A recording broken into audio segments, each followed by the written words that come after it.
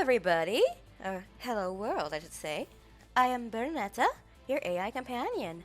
Welcome to Doppleganger, the official visual novel for All Stars EN. I know my schedule says Game Dev Tycoon, and I'm sorry about that, but I have to simp on main, as I've said. I'm planning this game shouldn't take too long. I want to play it through as fast as possible, and as a treat for being patient with me, I will either play Game Dev Tycoon either tomorrow, or I will play it on Wednesday at my usual times. I'll make the announcements and all that when they go live. But I wanna play the funny VTuber spooky scary Otome game. So, make sure to read the content warnings I have pinned in the chat. I've heard they're not playing around. I haven't played this game before yet, and we'll be experiencing this together. Now, without any further ado, let's get started.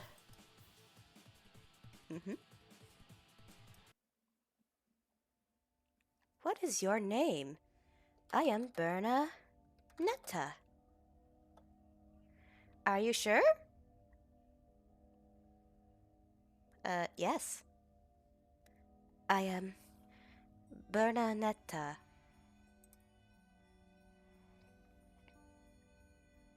An empty hall. Or is it more like a cave? You wandered empty space for what feels like an eternity before happening upon 6 doors.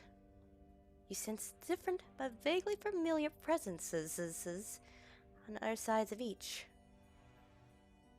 Inhale. Exhale. Dot, dot, dot.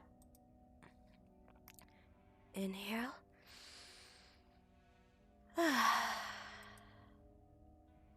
Somehow, you know what your journey won't end until you pass through all of them. You may take as long or as little as you like, but you must still pick a door. Spooky. Now then, Bernaneta, which will it be? I'm gonna be doing this in a roughly debut order, mostly because I hear that's not. Because I hear Shinri's is best done last, so I'll be doing this in debut order. With Altair, Axel, Battle, Leon, Haka, and then Shinri. Good? We good. So let's go meet the Demon King.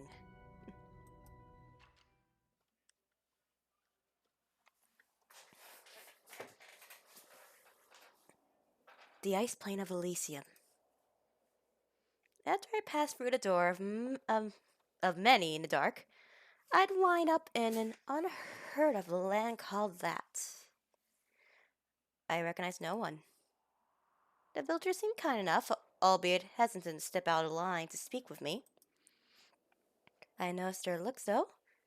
They know I'm not from here. I wonder why. Don't I just look so normal? 3 days spent here, and I already heard the barkeeps whispering to his regulars. It may be because of how I'm dressed. Yes, that's why. Everyone else roaming the streets is so aristocratic, robed in furs and lace. I try asking as many people as I can about the guild hall, but it's no use. Nobody knows what Tempest is. I seek shelter from the cold weather in an empty library at the edge of the city. Altair, the leader of Guild Tempest, has always advised me to research before digging too deep into unknown territory. Knowing local dangers, politics, or even just the lay of the land could save your life if you set out on a quest.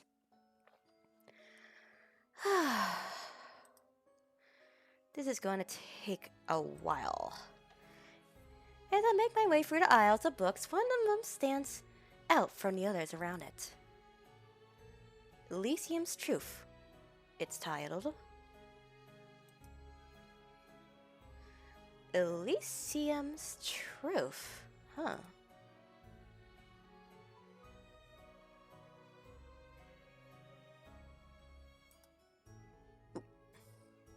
Whoopsie, whoopsie, whoopsie. Clicked out. There we go. Elysium's Truth.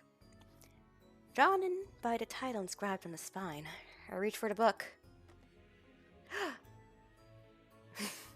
An elegantly dressed man brushes hands with me. Atsune Miko. Poised and refined, when he looks at me, it's as if he's gazing upon an insect. His expression is as cold as the weather outside, but it's his face I'm familiar with. My eyes do a double take over him. It takes a moment for me to comprehend his expression. Altair? He takes the Elysium's Truth book from the shelf first. After lowering to his side, he passes me a smile. Yes? Though he watches me expectantly, I realize there's something just a little off. Isn't he taller than Altair?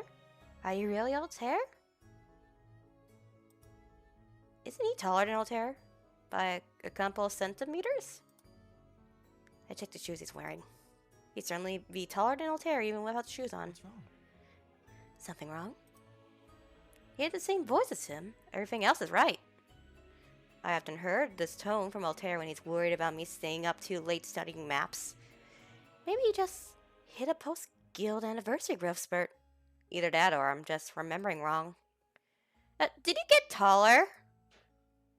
I don't think so. Weird. You scared me. I didn't know where you ran off to, Bernaneta. The guild's really, really far from here. It'll be a while before we get back. He knows my name, knows about the guild. I'm probably worried about nothing. He just does that. He just looks like that. Like my Halloween costume? Maybe to ease my anxiety, Altair lifts the ends of his cape and slings it behind him so it flutters. Come to think of it, my last memories of the real Elysium has been around Halloween too. It's cool, but it's hard for me to pay attention to something like that. If I'm honest, I don't know where this place is or how I wound up here. I've never seen a place called the Ice Plane on the maps back in the guild hall. Most people haven't. Guild newbies especially don't get access to those kind of maps. After all, the Ice Plane's a dangerous place. It'd be crazy to send any of you guys this far out. That makes sense. I was attacked by monsters on the way in. I managed to handle it by myself, though. But my thanks to your training. Must be thanks to your training, I should say. No way. That's all you. Don't sell yourself short. I can feel less on guard. Any difference I've sensed really must have just been my imagination. We should get some rest before heading back to the guild hall, yeah? If we turn early tonight, we can leave first thing in the morning. Alder slips the book, but he both take an interest in somewhere on his person. Is that okay? Don't underestimate Tempest's connections. I'll fill the owner in on it later. Come on, Bernaneta. Let's go home. Altair and I venture through the ice plane, kingdom streets. He leads the way with his usual charisma and I follow without thinking. He reminisces about the other members of the guild. He even tells me funny stories, one at a time, about all of them, from times even before I joined.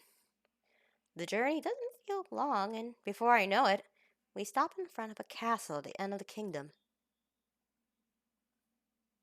Even though it's freezing out here, the gardeners managed to keep the plants green. Yeah.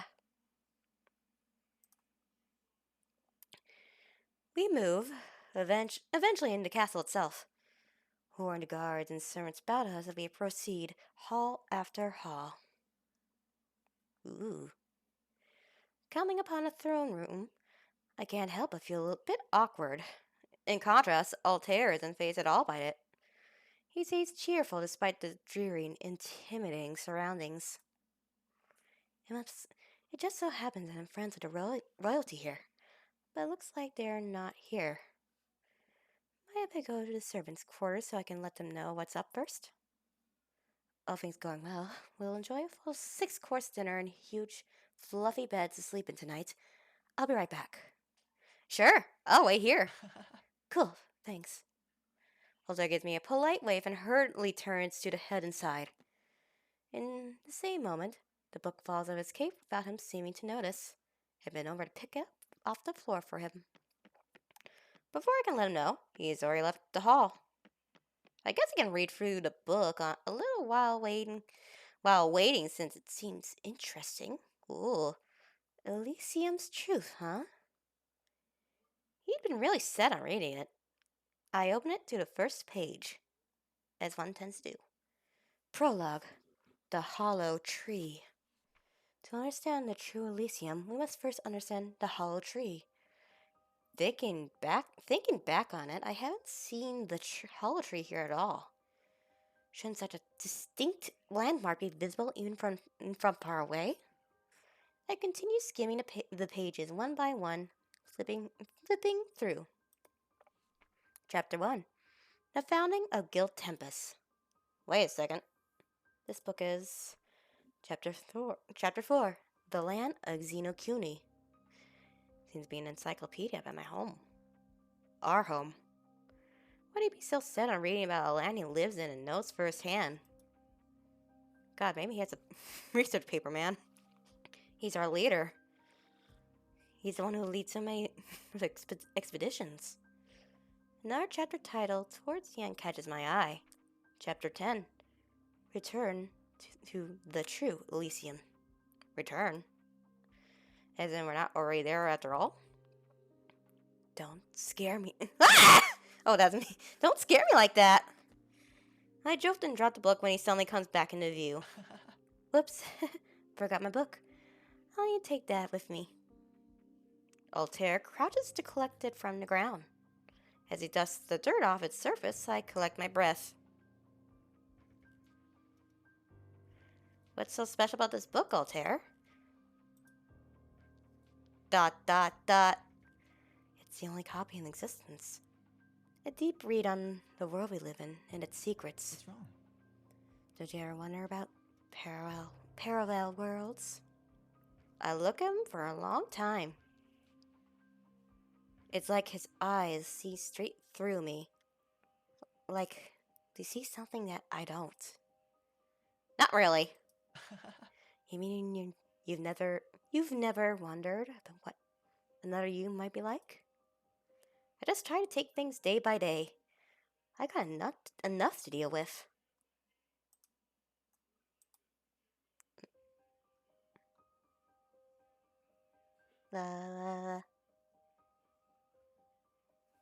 Hold on, checking something. Checking something.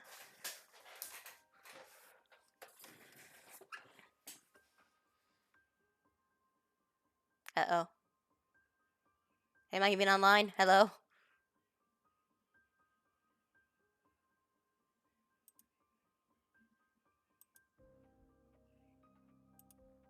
Hold on.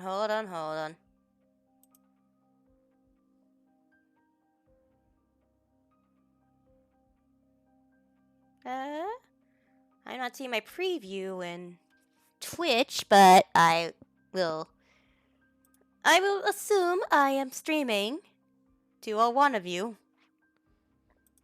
Oh, excuse me. Anyway, it's not like guild life is always rainbows and daisies. You know that better than anyone. ...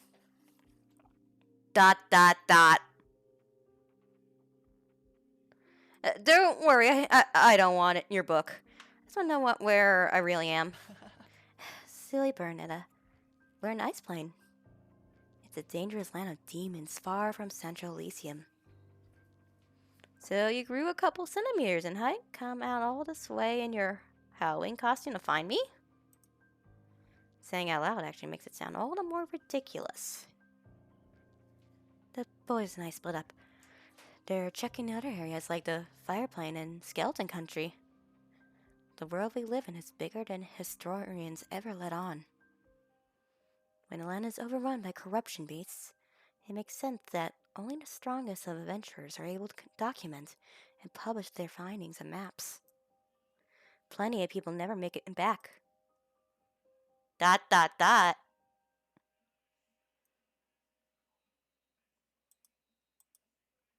Dot dot dot dot dot. Tell me where the hollow tree is. Tell me where the hollow tree is. It's too far to see from here, but it can be seen even from Xenokuni. Something so big wouldn't just up and vanish. Not unless we were on another plane of existence or something. Look, Altair, I just want you to tell it. Blah, blah, blah. I just want you to tell it to me straight. You're lying to me. Oh, you did not like that at all. What have I told you? The reason we can't see the hull tree anymore is because it doesn't reach this place. Listen to me. What have I told you? You're in a different world entirely. That the world we're in now is some kind of subworld anomaly. It's temporary and will likely only last for a season. He drops the act. I see in his posture.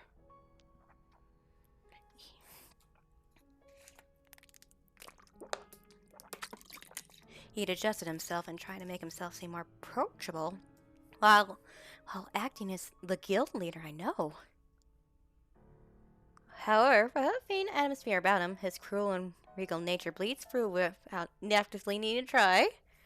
I think it's time to do a little safety save.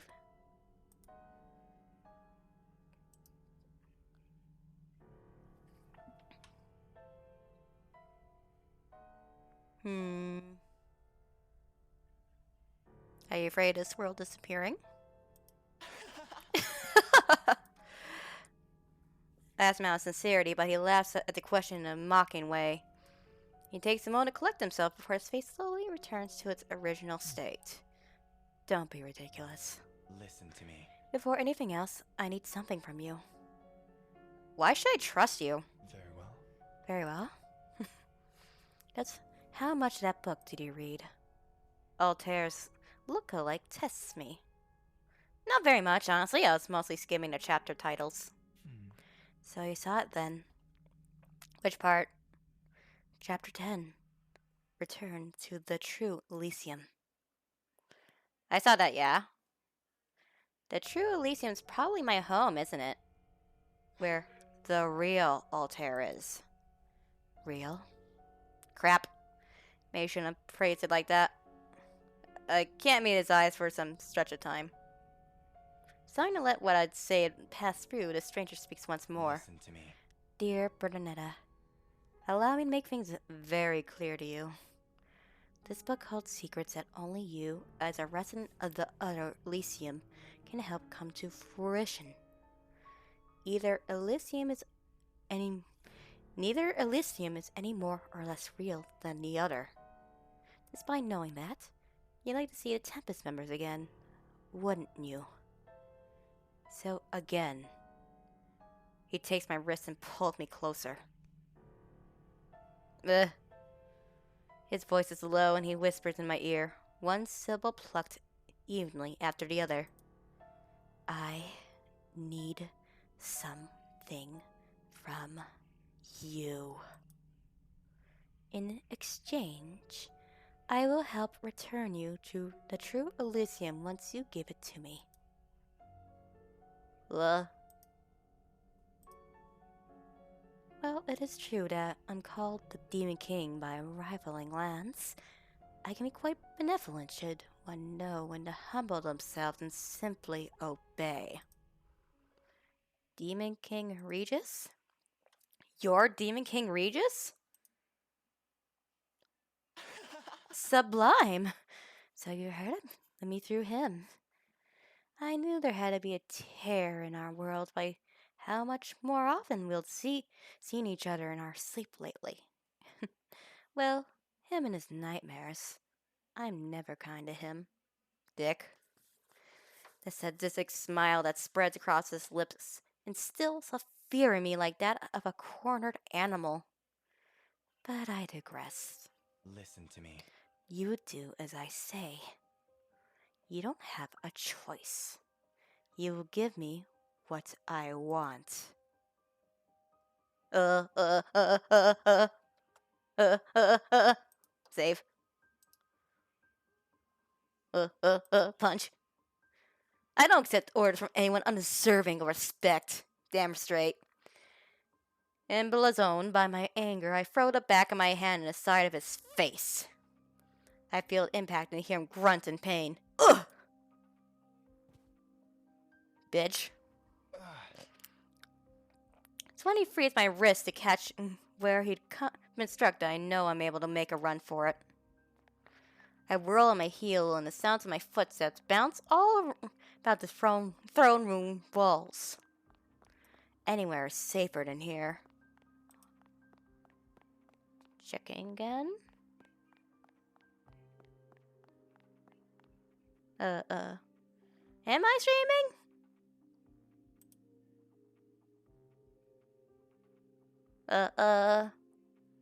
Okay.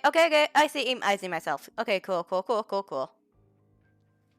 Oh boy, junkie. I'm not. Ah. Okay. Anyways, anywhere safer than here. Behind me, I hear the Demon King laughing. His laughter cuts short abruptly when the door comes closer into view. True to his demon title, the king commands the attention of all of his servants.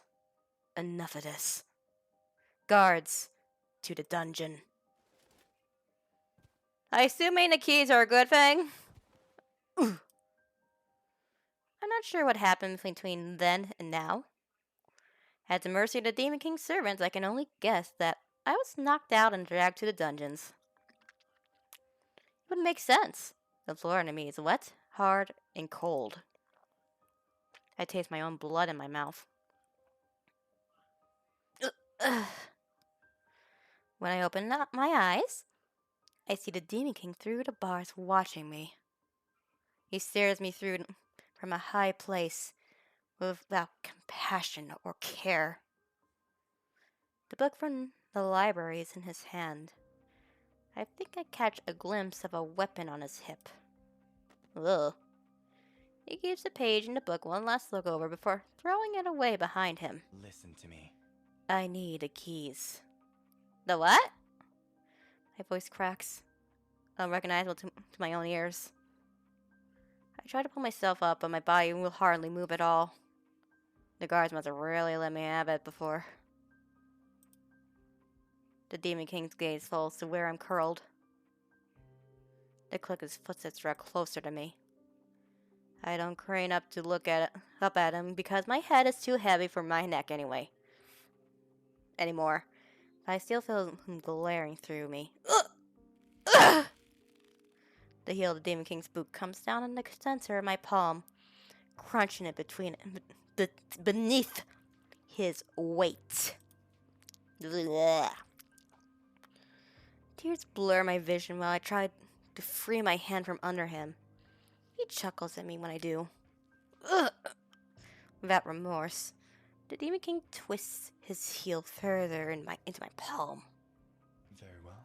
We'll have it your way. We'll have it your way, Bernaneta. I'll play with you as long as you'd like. After the tendons in my hand give out from under him, without a shatter and a snap, the Demon King elegantly lifts his foot as if he's done nothing out of the ordinary. Cruelty is as natural to him as breathing is. The barred iron door creaks from above me as I start to sob. The Demon King's figure casts a deep shadow over me when he lets himself into the dungeon cell. Digging from a candelabra just outside through the bars, he tips a burning candle over where I lay on the ground. Scalding hot candle wax splatters across the sides of my face and neck. I spaz on the floor, try curling to myself to protect myself. The Demon King is not amused at my reaction and drops the candlestick as indifferently as has been lifted. That candle snuffed out by his still bloody shoe heel. Listen to me. I'll say it again.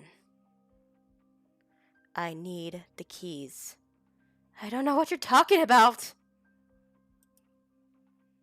He said it over and over, but I don't know what he means. What keys is he even referring to? Why does he think I have them? Liar. I'm not! My voice strains in a desperate way. Very well. You're quite stubborn. We're not finished here until you give the keys to me. My heart sinks in my stomach with dread when I see him draw the weapon from his hip. His blade edge gleams blue, and he brings it down over my side. As he pulls it across. Listen to me. The keys. The Demon King stabs the back of my arm with his weapon. His expression relaxed.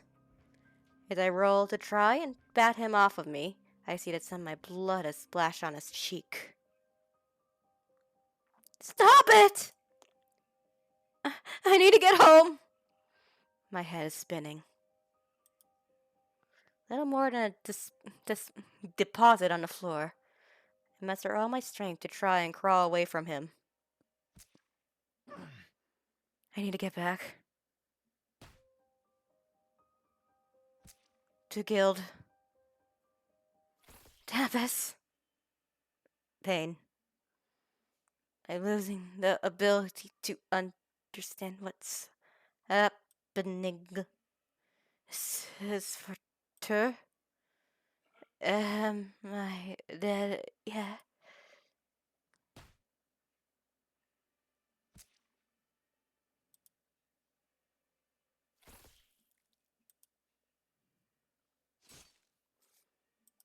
So how's everyone's night?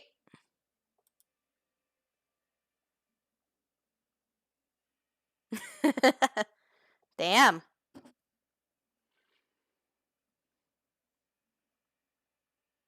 You have acquired one key. Ah, there you are. Ugh.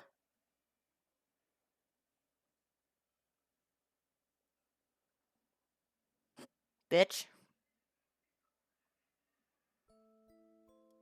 Okay.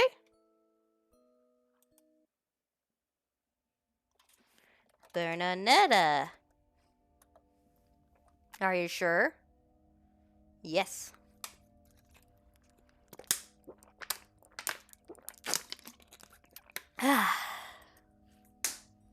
Okay, that's one route done. An empty hall. Or more like a cave.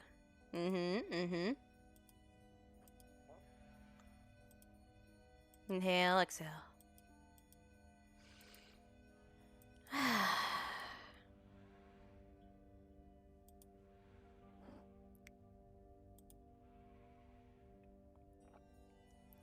Now it's Axel's turn.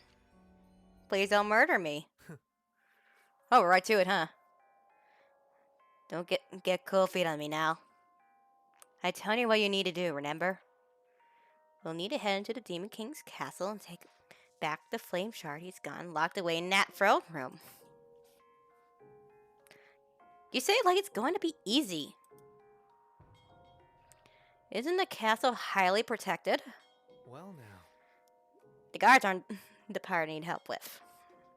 Well now. I'm more than capable of handling this whole army by myself. Not to mention my elemental advantage. True that. The exiled prince dismisses my concern with a flippant lift of his shoulders. This is already less murdery so far. Phew.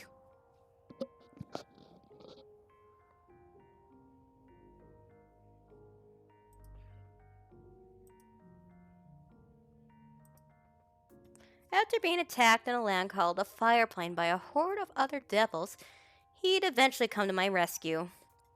It's been days now since I passed through that door in the abyss. Ugh. Ugh. Excuse me, sorry. Sorry. Anyways, I'd immediately noticed a striking visual similarity to Axel Sirius, the guild's gladiator, but when I asked him about it, he just laughed at me. Rude. With a heap of devil bodies lying unconscious at his feet, he'd offered to help me get home at the cost of a favor.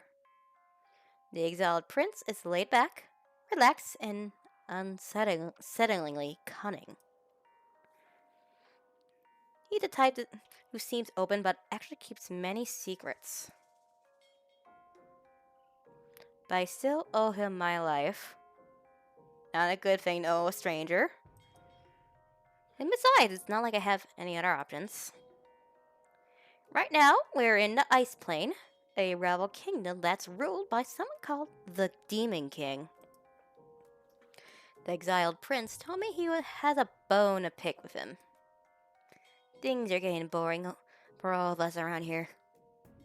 His commentary snapped me from my thoughts. You mean for the people? I mean for everyone in every kingdom. Even the people who live here in the Ice Plane. What's a little chaos? Everyone loves some excitement. If you ask me, even a Demon King would be happy for a challenge. It gives him an opportunity to bare his fangs and play. So, what do you say? ... I hesitate to respond. I hope this man my life, but I still don't feel the best about being here. It's impossible to feel comfortable getting caught up in some other world's conflicts without any context. The exiled prince recognized it for what it is. You know? This is the only way to get you back to the world you came from, Bernaneta. And I suppose you're good looking enough to keep around my castle, but weren't you worried about getting back to those Tempest people you mentioned? If you hear me, I'll handle the scary parts. All I really need for you is for you to take my flame shard from where the king has placed it. What does this shard look like? Okay, well, what does the shard look like? It's huge, bright red rock. You know? Not too different from the kinds you see in museums. And maybe about the size of a human brain. Ah, that's where his brain went. That's a very specific comparison. You can hold it in your hands like that. Like this. The exiled prince makes a cradling gesture with his hands as if it'll help me visualize. It does. It's a little weird, and he looks like he's holding an invisible baby or something. Okay, seems simple enough. Why me though? Why me though? Wait a second. If you're so strong, why do you need me to help you? Can't you just go in, take everyone out, and then take the shard back for yourself? Huh? If it were so simple, why else would you... how to put this? Whatever. The truth is, the flame shard's been cursed by the Demon King. Cursed? So he wants me to curse myself then. No way. Well now. Hold on there. Before you say anything, you're wrong. The curse only has an effect on the residents of this world. And since you're not... can you really be sure? I doubt you have a way of knowing firsthand. If visitors from other worlds came in and all the time, your kingdom would still be on will be strongest in the world, right? I'm only assuming from what he's told me so far. You're a good listener. It frustrates me that he doesn't seem even a little rattled by what I've said. You know? But if you want the only answer I have for you, it's because everything that's happened is part of a prophecy. You being here was prophesied hundreds of years ago when the fire plane was still the strongest kingdom in the Elysium. The prophecy foretold that there'd be a time where the ice plane would overtake our land, in which the flame shard would be returned to us by a mysterious visitor not belonging to this world. Very specific. It's a cool story, isn't it?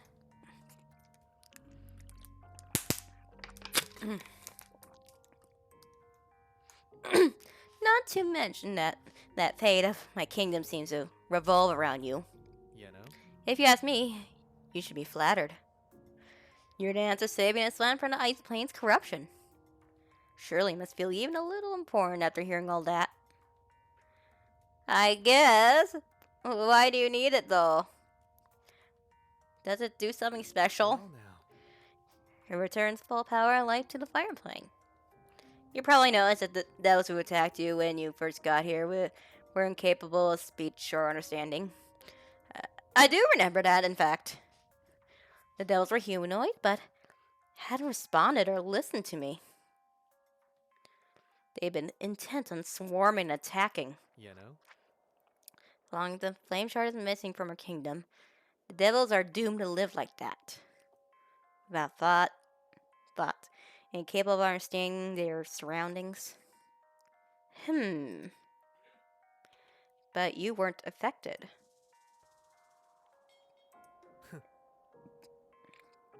I'm not surprised that you're so skeptical.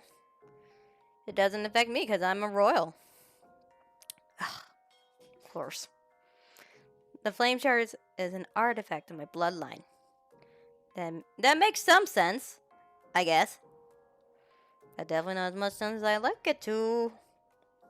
So, after you return power and light to the fire plane, you'll be able to return me to my homeworld? Yeah? Right, because then me and my devils will return to our usual magical potential. Devils tear through realms all the time. It's a piece of cake for us. Anyway, let's not beat around the bush. It seems more promising than roaming the world aimlessly and making an enemy out of the fireplane's ruler. What other leads do I have? Reluctantly, giving him a nod, I follow the exiled prince into the castle. The exiled prince hasn't lied about his battle prowess. I would like to see it. Fearlessly and without care, he's taking out one guard after another. I would like to see it. In a devastating combination of fire magic and physical combat, he'd prove himself a force of nature. I would like to see it. He really hasn't needed my help when it comes to a fight. Why do I feel disappointed? Maybe deep down, I wanted to help more. Or had I wanted to swing my fist too? Oh, nice. Exciting, see?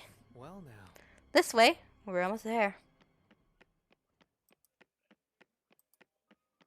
With the exiled prince wiping out the entire castle in the Demon King's absence, there's no one left to interfere.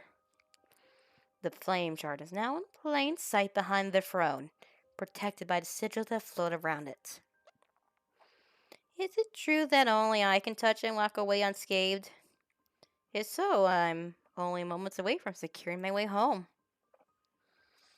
I turn and look at the exiled prince as he approaches behind me, smirking and wiping the blood from his knuckles. Well, now. I'd expect a bit more fun than that. But I suppose it's always been the king himself who would put up the most fight. My eyes are drawn back to the flame shard. Even without the prince egging me on, something inside me urges me to take it from its place. Maybe it really had been fate for me to take it. Don't take it. Take it. Try and make him take it. Take it. I'll do it. It takes me a moment to swallow my fear, but I trust my intuition. I anticipate the worst. I wince and anticipate that I'll be burned, but to my surprise, my slinger slipped through the sigils. I clasp the flame jar in my hands. Though I'm not looking at him, I can feel the prince's excitement bubble up behind me. See now? That wasn't so bad. I withdraw the shard and pull it to my chest. In the very same moment, the icy castle seemed to fall all around us. Uh-oh. Oh, nice. Ah, that's our cue. We should be getting back to the fire plane. What's happening? No time for that. Let's go. The floor begins to shake beneath our feet, and I stumble. Right. Whatever's going on is dangerous. And a little exciting. Ooh. What's this feeling? As the prince and I make our escape from the ice plane castle, I feel the warmth from the flame shard spread as if it's flushing through my veins. As if the ice plane's impending demises. It's such a shaking of its very foundation. It's a little fun to see. Beautiful, isn't it? ... Yeah, actually. Yeah, it is. I don't understand why you think so. He's a bad influence. We reached the fire plane. Back in the safety of the Princess Castle, time finally seemed to catch up to us. After taking the flame shard back to its place hidden deep in dungeons, the exiled prince returns to my side with a big smile on his face. Oh, nice. Home sweet home. And with that, everything's almost back in order. That kingdom was starting to crumble, is that right? That kingdom was starting to crumble, is that right? I need to confirm. Something like that. Something like that. I did the thing again, I assume. More important than that, it's reverting to its original state. It's part of Fire Plane before the Demon King took over. Just have to wait for now. See what the Demon King does. What was it like before? I can't help but be curious. I want to know more about why he's so set on getting back at the Demon King. It's a lot more fun compared to what it's like now. My old man was the last king of the Fire Plane before the Demon King offed him. His father was murdered? I can see why I'd hold a grudge. I'm really sorry to hear that. Huh? Oh, right. Humans think that sort of thing is sad. He raised you, didn't he? Nothing like that. To be honest, I'm kinda happy when he died. How can you admit to something like that so openly? I feel myself frowning. You know? What? It's true. More room for me to have fun that way. Don't act like it's such a bad thing. I don't even know how to reply. So that's really how a Devil Prince thinks. My exhaustion is beginning to catch up with me. But I can't let him forget about our deal. Now that it's over, we should rest for tonight. Go ahead, make yourself comfortable. I stand my ground. I'm not staying any longer than I have to. Tomorrow, we're going to use the flamethrower to get me back to my world. Understood? Sure. Okay. No need to be so sense about it. Jeez. I'm a man of my word. You should scurry off now. It's been a long night, huh? You know? But I guess we can make it a little even longer if you're stubborn and want to. How do you feel about sharing with others?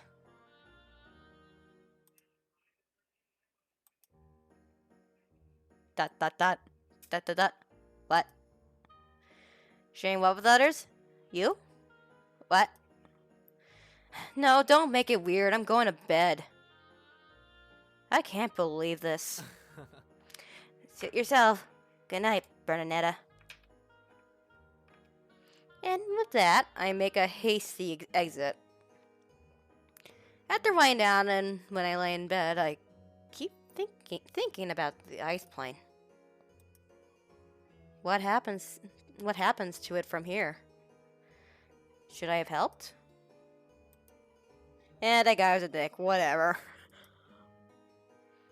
What happens in this world is none of my business because I'm not a part of it. Great. I just need to get back to the guild. Uh-oh. Take a pause. I need to take a bite. One moment.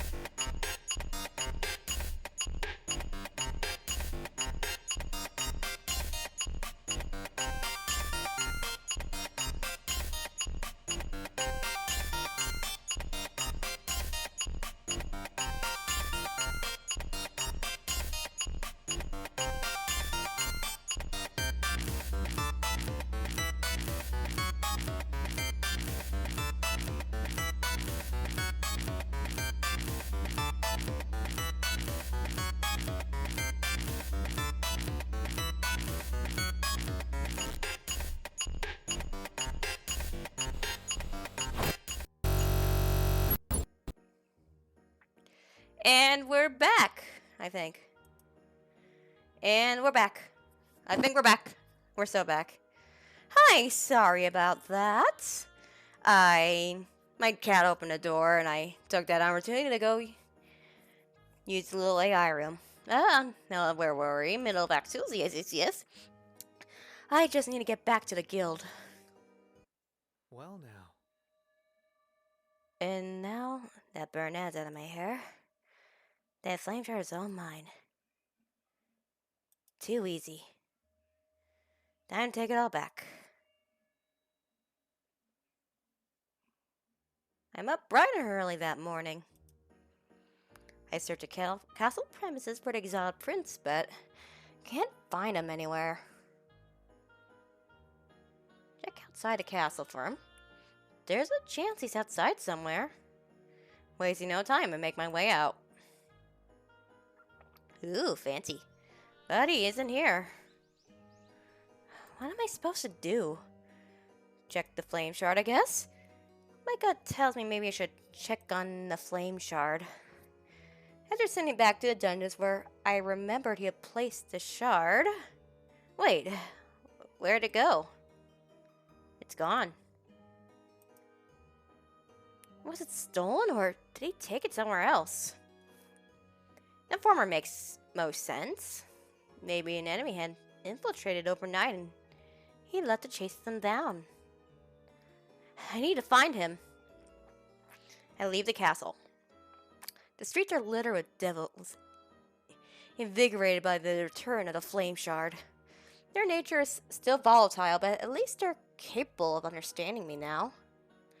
Was the exiled prince had told me seems to be right. Hopefully things are okay. With the flame shard stolen from the ice plane, just what kind of future remains for this world? I try not to worry too much about it. I also try not to feel too responsible, even for literally doing it. After a full day of... Ooh. This is a bop.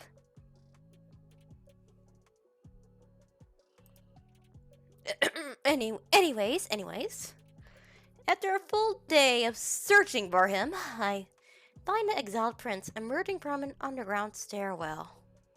Behind him, some music is leaking through the cracks of what seems like a club or bar door.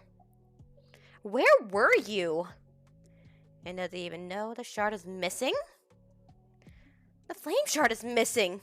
Sure, okay. No, it isn't. It's missing from the dungeon. I checked while I was looking all over for you. Did you forget what you promised? You're supposed to open the round and send me home today. Yeah? Ah, that's all he had to say for himself. About that. I lied to you. Aw, shucks. The stranger who I just met lied to me. My world goes still.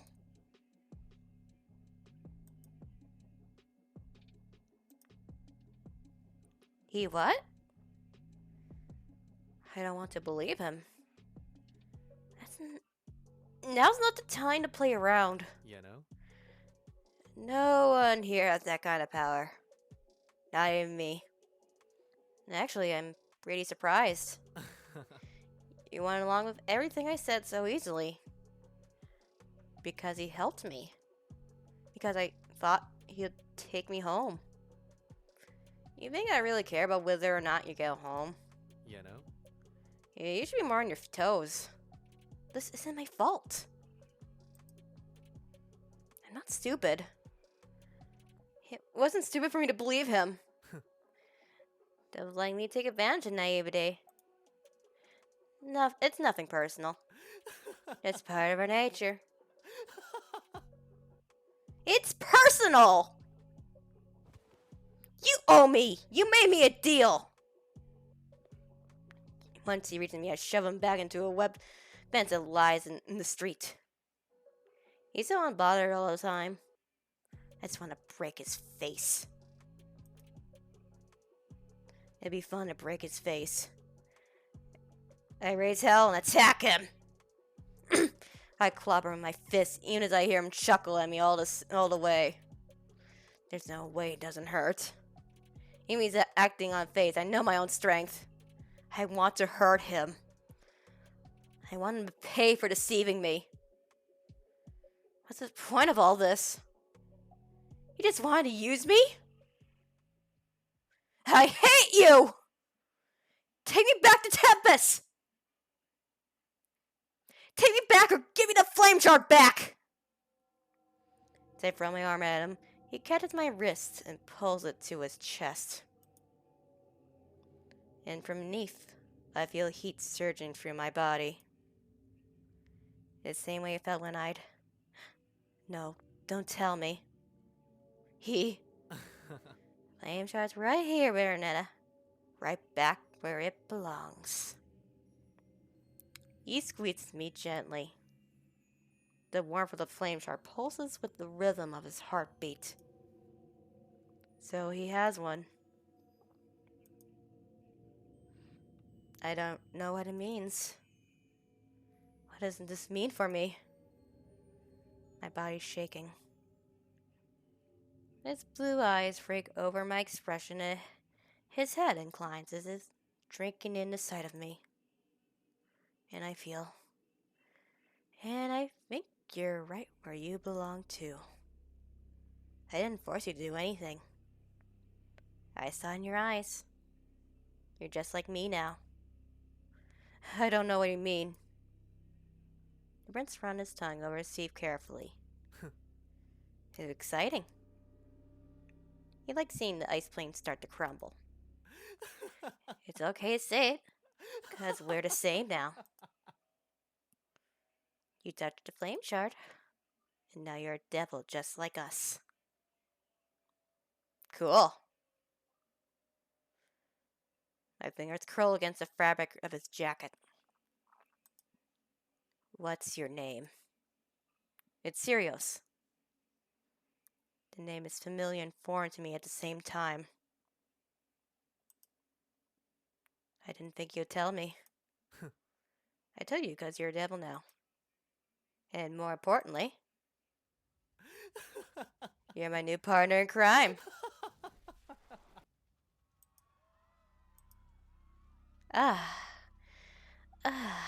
The sounds of screams. How beautiful the other Elysium had been that evening. On its last evening standing. As Prince Sirius and I watched our world burn to a crisp, we reveled in the chaos together. And at that moment I knew I found a new home for myself.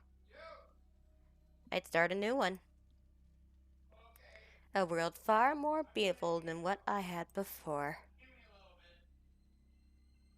Cool. We didn't die this time. I count that as a win. We have acquired 2 keys. Cool.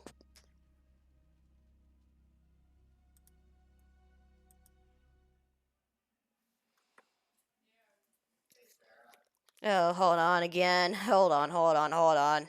I'm being called away.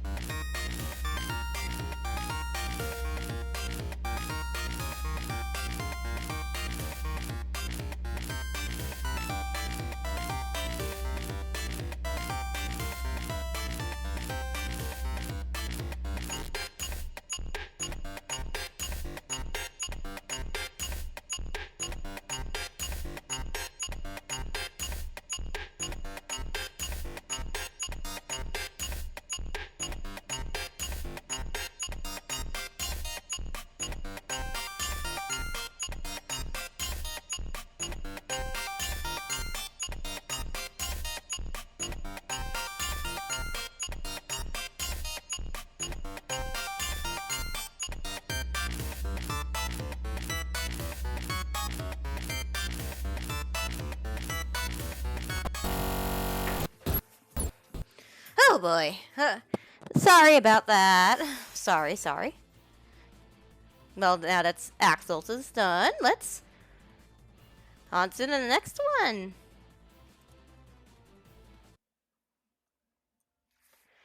Still Bernaneta.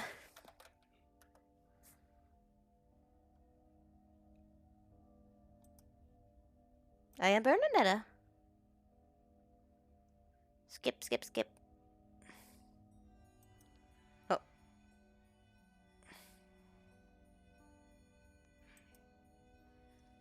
Okay. Well, everything's chugging. I know my computer's a hunk of junk when a visual novel is too much for it to handle. Oh boy. Oh jeez. Okay. Let's go to the showman, Gavis Bethel. I just know he has thigh gap. Not thigh gap. Thigh hole. Damn bitch, you live like this. You! Everything ready for tonight? Set? It's ready. Great! You finally made yourself useful. We'll be on in about 15, so you better get backstage before then. Don't you have other stagehands? We wouldn't be in this predicament if I did now, would we? But you claim to be the best showman in all of this place. Elysium, well, Skeleton Country, East Side Elysium anyway. This isn't Elysium. Elysium is where the real Tempest Guild members are, and no place called the Skeleton Country has ever existed. I know this is a fact, but it's not worth arguing about. Hello, we have a show to do. Sorry, I know. I just really thought you'd have other people helping. I mean, I used to, but now I'm gonna keep up. Keep up? See the skeletons litter around the place. They'd been the first thing I noticed. The showman notices I'm watching him. As they're making his way to one of the femurs on the ground, he picks it a hard sweep with its edge of his boot. The bone goes airborne in the same motion, clacking noisily against the dressing room wall upon impact. I feel gross watching him.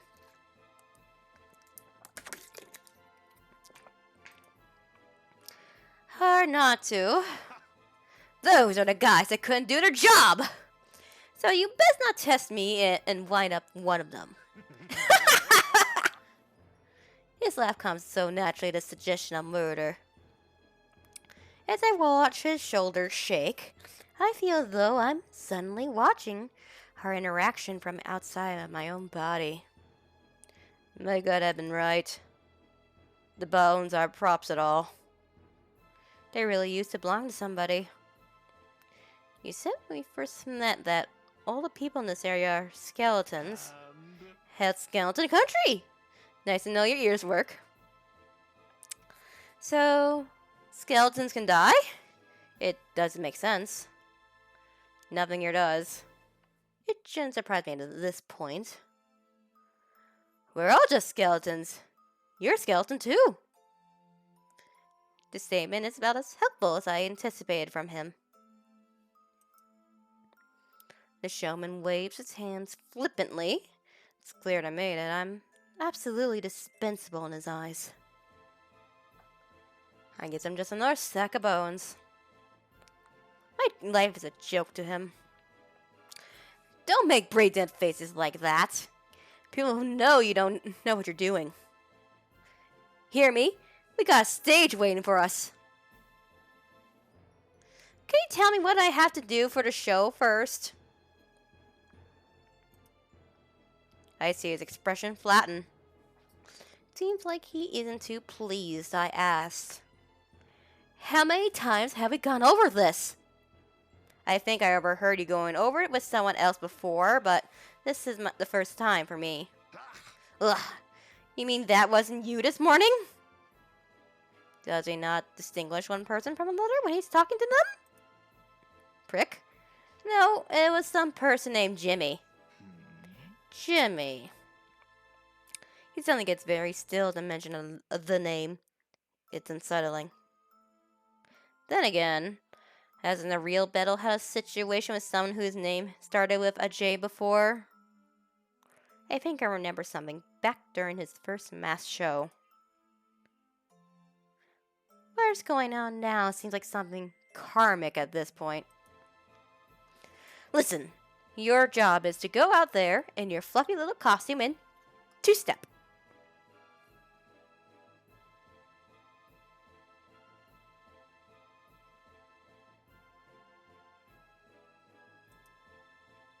Nothing fancy. Just a 1 and a 2 and a 1 and a 2.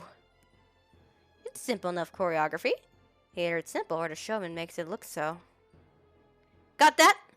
You mean to do it again? Just smell, do that, and wear gold. I think I can handle it. Then hurry! Let's get out on stage. To the stage.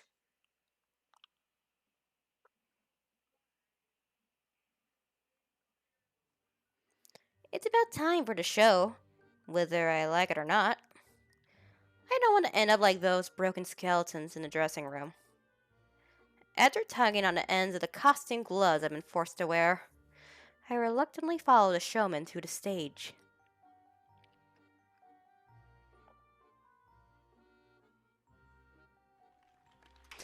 Ladies and gentlemen, boys and girls, it's a moment you're all been waiting for. It's me! Wait, he's already started? I'm not even on stage yet. I frantically hurried to the wings. I tried joining Bettle's Doppleganger on the stage and fine.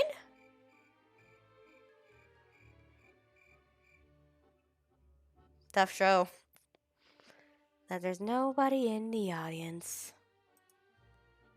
Mood.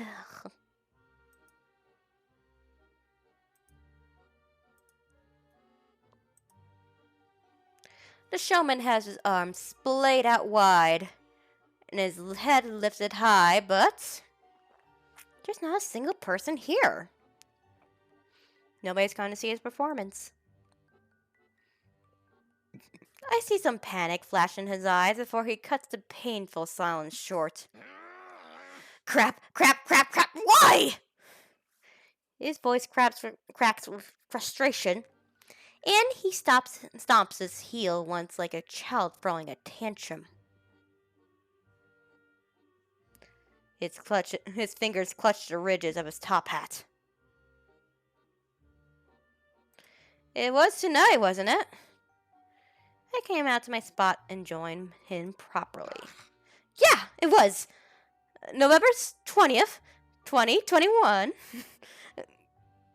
2021 in time, minutes. No mistakes. Where are they?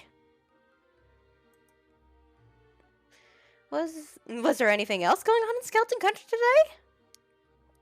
Anything else? Don't be stupid. My show's the most important thing there is for anyone living here. And they know what'll happen to them if they skip. I remember the skulls and bones littered around the dressing room. In any case, I should try calming him down. Where I come from, people have other obligations. Aren't your expectations unreasonable? I don't remember asking. He's so self-absorbed. Looks like I'm not being heard. I mean, if you don't want to listen to me, then there's not much more on it I can say. Stay mad, I guess.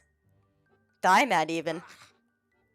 Ugh, I thought for sure there was at least 300 skeletons still around to come. That's not a big number. 3 is not a big number. Well, that's all that's left. Is there a skeleton birth rate problem or something? I'm still new here, so it's not like I know. It's not a birth rate problem. There are plenty of skeletons living here before. But now there aren't any. Take it from me. The ones that aren't here anymore weren't worth having around anyway. I don't think that's something you can just decide. Look! They had a chance and they blew it! Just believe me. The dwindling skeleton population. It's this guy's fault. About what you said before. Didn't you say that we're all skeletons? And? But you're not a skeleton. You're the only one here with skin, hair, and muscles. Besides me, that is. Having those things don't make me not a skeleton. And I'm only this way because, actually, you know what? It's none of your business. I've got a show to do. We don't have any audience. You don't get it. There will be a show. There has to be a show because I have to do a show. Demanding as such, he raises his voice loud enough for it to reverberate against the empty seats. His eyes jerk about the stage in an erratic way. I don't really understand where he's coming from, but some part of him seems afraid. Why would he be so stubborn about performing, even no one's come out to see? Get in the front row! What? Just get in the front row! Personal space, dude. Okay. Maybe this is the life I'm due to lead now. One where I just submissively do whatever this crazy guy tells me to do. As I take a seat in the front row, I can't help but be reminded of Bettel's rehearsals back in Tempest Guildhall. Those times have been much more of a two-way street than this. Bettel had always understood the importance of keeping his audience happy. And even though the showman guy looks just like him, their motives for being on stage couldn't be any more different. Ta-da! Wow! A crowd of one today! You really came out all this way to see me? I am snapped from my thoughts by a blinding spotlight that finds its way to me. Squinting through it, I still can't see anything. Only those rainbow swirls you sometimes see when you shut your eyelids while dizzy. Yes, sure did. Oh yeah? And what's your name, traveler? Oh, I realize he never asked until now. It's Bernaneta. Oh yeah? Crazy stuff, Bernaneta. Where'd you come from? My eyes are adjusting to the light. I don't have to squint so much. The real Elysium. I'm a member of Guild Tempest. Even down in the audience, I searched the showman for any semblance of recognition. Like maybe some of Bettel is trapped in there somewhere. I'm not meant of any success, though. He laughs my answer off as if he'd hardly heard it all. Hear that? Bernaneta says there's a guild called Tempest in Elysium. Where'd the laugh track come from?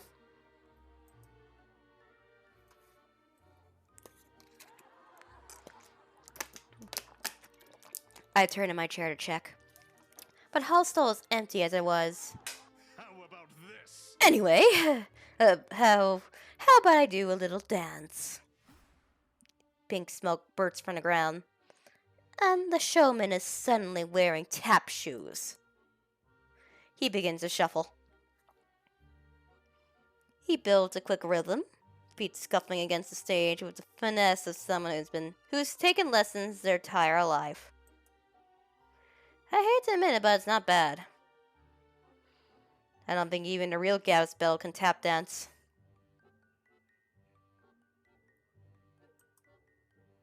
Yeah! Woo! Yeah! Yeah! Woo! Yeah! Excuse me. I'm not about to be a bad sport about this. The guy is talented. Ta-da! The showman seems delighted by my response. He does a twirl. How about this?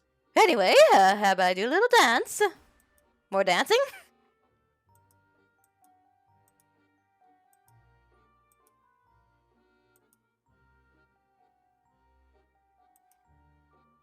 An impulsive and sadistic urge to boo him races from me. And maybe out of my baser instinct. It's too bad my tomatoes aren't here with me. Boo! Boo!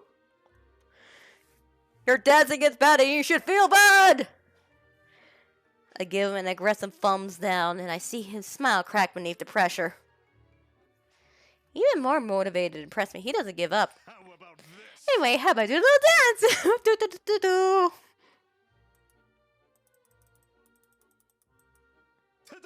Ta-da! Axis.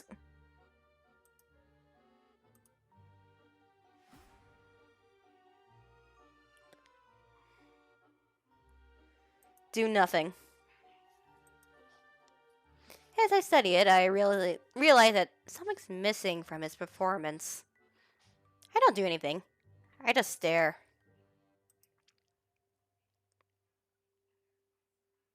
The sound of his tap shoes get faster and faster. He's doing all sorts of stunts, handstands, and flips, but I just don't care. This performance doesn't make me feel anything. Enough of that, yeah? There it is. That scared sound and voice again. Is he okay?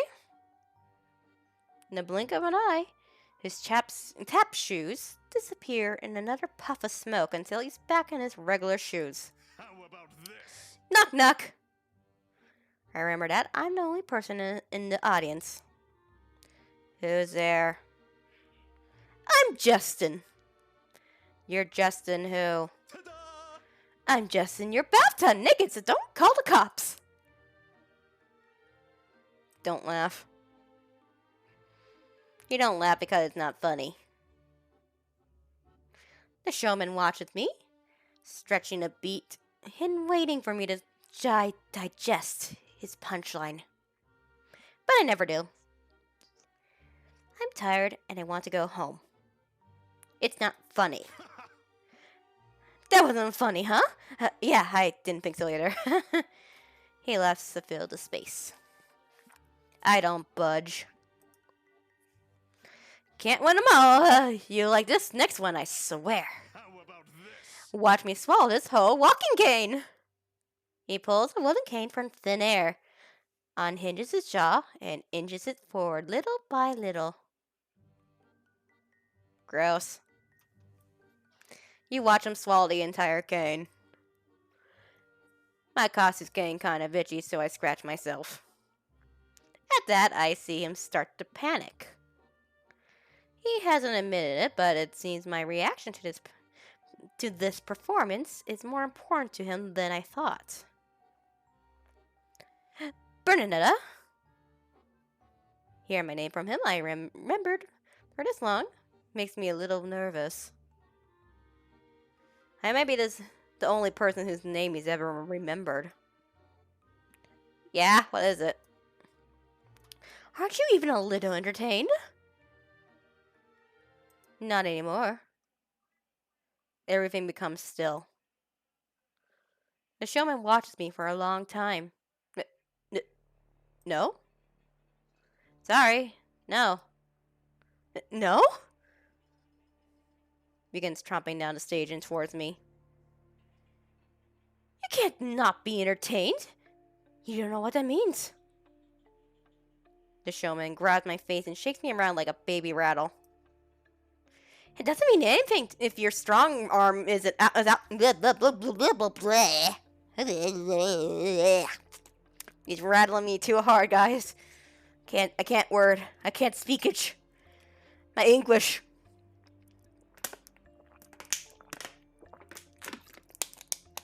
Wow.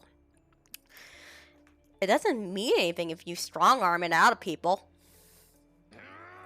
Are you stupid? It does, it does! His voice is strained. I hear something dark beginning to stir, like the realm is beginning to split.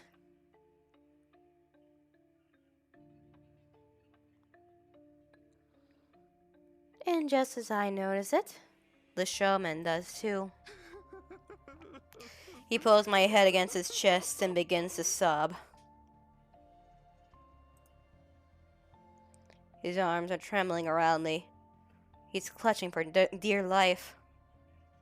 My gut drops and I know we've reached a point of no return. Hurry up, damn it! Be entertained! You're not listening! You better be entertained or else! Ah! Fingers claws through my hair and he pulls on my ears. I push him off with a grunt. No! When I open my eyes, I understand what he's so afraid of. Ghostly skeleton hands from the shadows rake and tear at anything they can. The showman's eyes, terrified screams echo louder than any applause that might have ever filled this venue. His cheeks are wet with tears. The skeleton hands pull him back towards whatever black abyss that they dwell in. You idiot! This is all your fault! Any pride the showman has been completely thrown away. Desperate to live, the showman throws a hand out for me, still trying to grab at whatever he can. I gave you a purpose, a place to be, and until you return a favor, how dare you? I think how terrible he'd been to me and the others around him. How many of us had he made so miserable? This is his punishment. But I still can't decide how I feel. No, please. Before I can react Jesus Christ, fucking battle. Before I can react properly, the showman's throat gives one last wet scream. He is enveloped by the skeletons. They suck him back into the abyss, into the dark, and I'm left there alone in the audience. Surrounded by no one.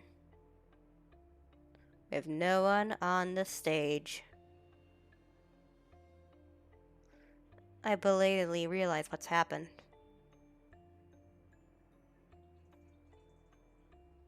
Nice CG. The showman is dead.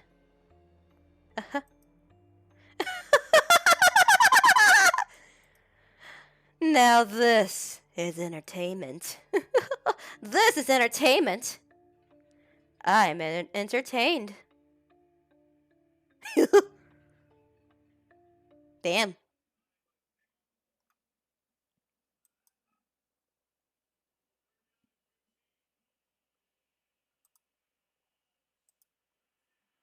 You acquired 3 keys.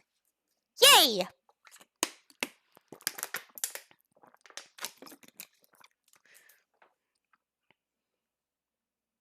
It's only getting more gruesome, isn't it? Ooga.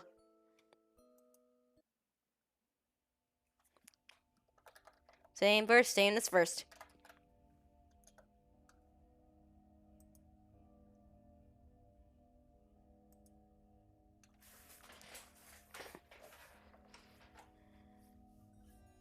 Okay, Flan, what the fuck are you gonna do to me?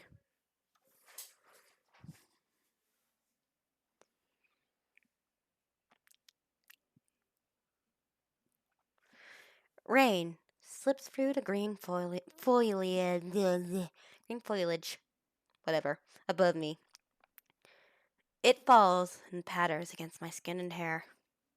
As my clothing starts clinging to me, the air around is rich with the smell of wet leaves. It's not bad. It's not good, but not bad. Strange. I can't recall what happened between when I stepped through that door and now. But perhaps I shouldn't be surprised. Of course, the way back to the Tempest Guildhall wouldn't be as easy as going through the right door. There's no point in sulking. I may as well try my best to figure out where I've turned up. I know the forest, at least. Then again, I know a lot of forests. I've never been good with distinguishing one from another. All trees look the same to me after a while. If only I were Machina X-Fleon, the inventor of sex. The guild's pilot always seems able to memorize landmarks without trying. He rarely needed to check his maps after an initial expedition, and I always reached out to him when I found myself lost somewhere. Oh, there's an idea. I think check my communication device and contact him. Come on, Fleon, pick up. Drat, failed again. Failed signal. You've got to be fucking kidding me. I gave it another try. Ugh, failed signal again?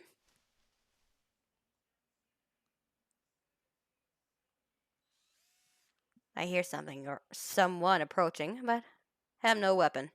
Whoop-bo. Turning to face the source, I raise my fists in case I need them. But when I do, I see someone familiar. Red hair dripping and close to his face. Fleon seems to have found me here in the woods. I see. It's you. Where do you go for so long? I waited here for years and years. I thought that maybe you wouldn't come back for me. But it's really you. How beautiful. I'm so happy I could die, Master. Oh. You waited here for years and years? How long have you been by yourself? I don't think I'm the person he means by his master, but I still need to try and figure out more about where I am. Anything helps. I lost count. He left me here a long time ago, so I can't remember. Sorry, but there's no way. Fleon's look-alike seems unhappy with my denial. He won't let me have this. He stares at me as if I'm lying to him. Fine. What makes you so sure it was me? Your name is Bernaneta. Huh? So, I was right. Could still be a coincidence. I refuse to believe I'll do something so cruel. I never abandoned anyone in the woods like this for who knows how long. I don't blame you for what you did, Master.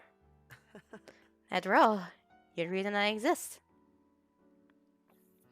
There's such finality and weight to what he says. Believes to the bottom of his core that I'm his master. But what does he even mean by that? I only feel more confused than I did before. Are you... Fleon? Is that you? If this is Fleon, something is very wrong with him. No, to be fair, what isn't wrong with him? Goofy boy. ...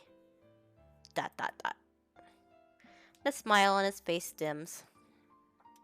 At this moment that perhaps both of us realizing that we've been mistaken. That has to be the reason. The disappointment is showing on his face. No. Fleon is... I see him hesitate. Fleon's name means something to him, but I don't understand it. Fleon is dead, Master. You yelled at me. You said you wouldn't call me by his name anymore. Because it hurts when you do. It breaks your heart, remember? And you having a heart is what makes you human. You said that you were different from me because I don't understand your pain. That's why you told me. I did? What the hell is he even talking about? There's no way I could just forget Fleon dying. It's impossible. Right? Does calling me Fleon gun mean that your heart is fixed now? That must be why you came back. No, you're not Fleon. I'm sure about this part.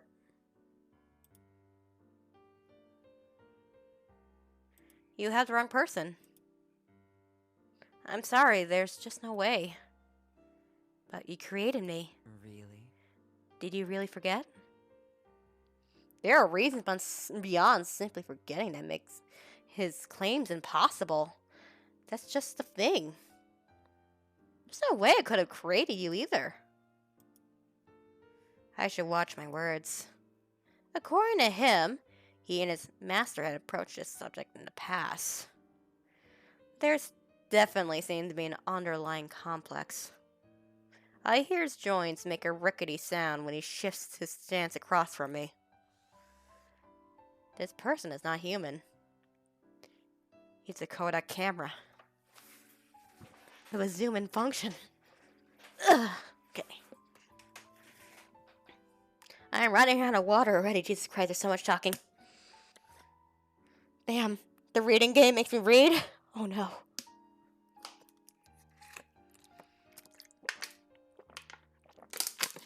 Ugh. Ugh. He's completely mechanical. I just don't have the sort of skills. No reply. As I wait for one, I realize that the rain has lulled to a stop.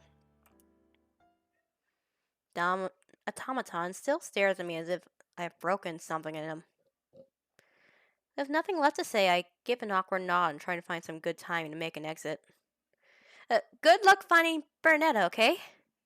I mean it. I avoid meeting his gaze as I turn to leave. The very same moment, the automaton suddenly breaks to quiet. You can't. No! Don't leave me anymore! The shouting shoots fear through me. Before I know it, I'm running from the forest without thinking. Without looking back. His voice falls further and further away, but I can still hear his mechanical legs creaking and grinding as he tries chasing me. Don't go! I need you to stay with me! Forever! Oh, that's a big ask, buddy. You promised me!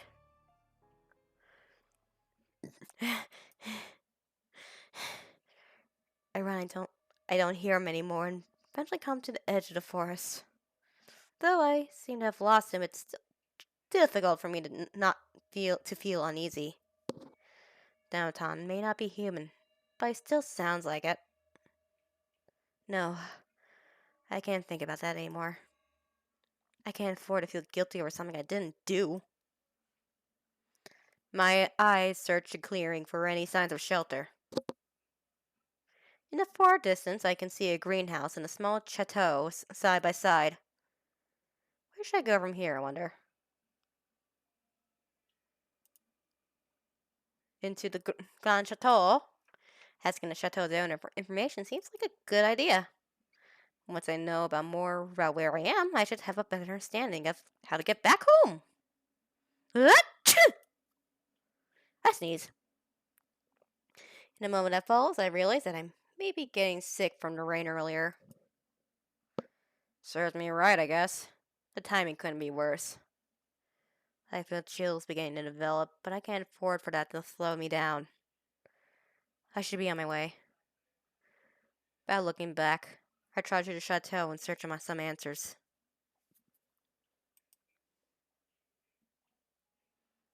When I finally reach the chateau, I find the door unlocked. Hello? I try calling in the foyer, but nobody seems to be home. I take a nervous step inside, lingering near the door. Anybody here? It's as I call out again that my elbow sweeps a crumpled note from its place on the side table by the door. Gah, why am I so clumsy? I crouch and return into where it's been and see. I'm going home. Don't follow me. From Bernaneta.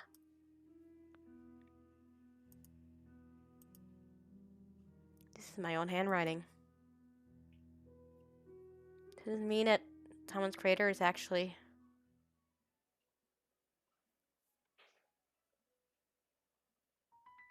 I feel like I'm going to be sick.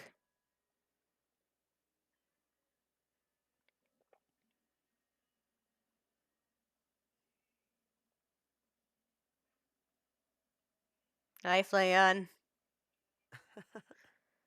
Of course you would come home. I know you better than anyone else. Home? I'm so lightheaded. I close my eyes to keep my surroundings from spinning. Tom moves closer to me.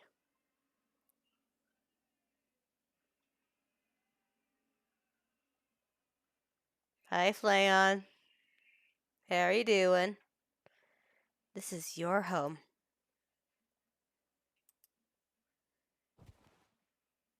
There I go. Uh-oh. When I awaken, I find myself in a room I don't recognize. Somehow I'm in a pair of cotton pajamas that fit me perfectly. What's happening? Goddamn bitch, oil that door. You were sleeping for a while. Seems I can't escape the automaton. Do you remember your home yet, master? Don't call me that. Just Bernaneta's fine. Anyways, I'm still confused. You carried me back here after I fainted. Where did the pajamas come from? Those are your pajamas, Bernaneta. You pushed yourself outside in the rain, and when you came home, you collapsed. So of course I changed your clothes for you and put you in bed. His face lights up with affection and pride, but I just feel violated. Does he think I'm going to thank him for that? Don't smile like that. You should have woken me up. I tried, you know. You didn't wake up. I couldn't leave you there on the ground, wet and sick. You're never happy with me lately. Not then and not now. I don't know what I'm supposed to do. I watch him for long moments, like any words that might comfort him. There's a flat silence in there before I break it with a sudden sneeze. Achoo! Ugh. My whole body is fed up with me, and my stomach growls just shortly after sneezing. The automaton laughs tiredly. Huh? See? Still sick. I should make you food. What do you want to eat? When have I last eaten food? The idea of a home-cooked meal is appetizing, but I can't trust this automaton.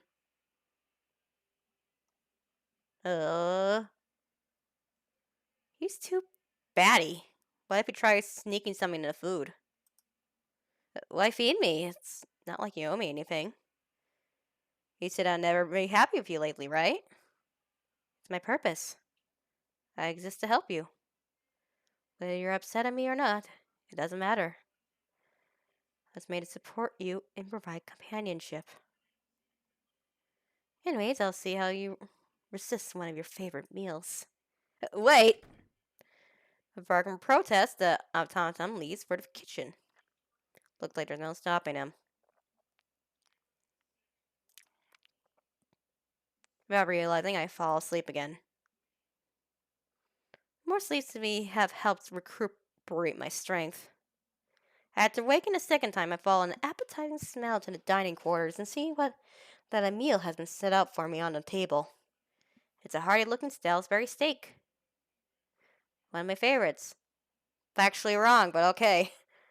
Okay, game. As I stare at it, I consider that maybe the automaton actually has met some version of me. This place might still be a parallel world of something, right? It'll make more sense as to why I wouldn't remember things or why everything's so different. I thought you might wake up soon. Are you feeling better? A little bit. That's good, isn't it? I know you wouldn't have any early, but how about now? My stomach growls again. I couldn't fight it forever. As I watched automaton carefully from across the room, I decided to trust him and reluctantly lower into my seat. He hurries to stand beside me. You need a drink with it, right? Milk? Juice? Milk is fine. Okay. After the automaton provides just about everything I could ever need, I help myself to his cooking. It's delicious. So delicious, in fact, that I practically wolf it down without hardly chewing. It earns me some soft laughter from him. If the food is poison and I die after this, at least it tasted good. That's a dry humor that crosses my mind upon finishing. You ate it so quickly. It was nice. I wiped my mouth with one of the napkins I'd forgotten to put on my lap. Do you want more? I can make more for you if you want. Normally I'd be all down to pig out, but my nerves have been so fried from stress that my appetite's smaller than it should be. I feel uncomfortably full. I definitely ate too quickly. This is plenty, thanks. The Thompson seems happy with my answer, and he lowers himself into a chair beside me. You're so stubborn. I'm happy to help, you know. I am thankful for that. I should head back soon. Now that I'm out of the woods, maybe my communicator has a better chance of reaching the Guild Tempest. Failed signal. Don't leave. You still trying to go home? The automaton fitted restlessly. No, still can't make a connection. No! Look at me when I'm talking to you! It certainly gets my attention. Look for my communication device. The automaton's eyes are wide and trembling. His expression is difficult to read. There's no point. I see. It doesn't matter what I do. You just want things to go back to how they were, don't you? Even though I'm right here and ready to give you everything. Huh? What's so great about being human? Is having a heart really so amazing? The automaton is looking at me, but I don't feel seen. His rage is on the precipice of an explosion. I had to calm him down before this happens. Listen! But I'm too late. From a pocket in his coat, there are pliers in his hand. In one motion, said pliers are clamped down on my tongue. I start to bleed. No. The pressure sinks down harder. Metal pinches me tightly.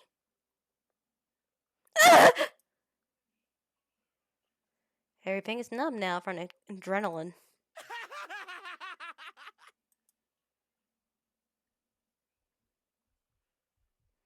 The automaton retracts his hand, pliers still in them.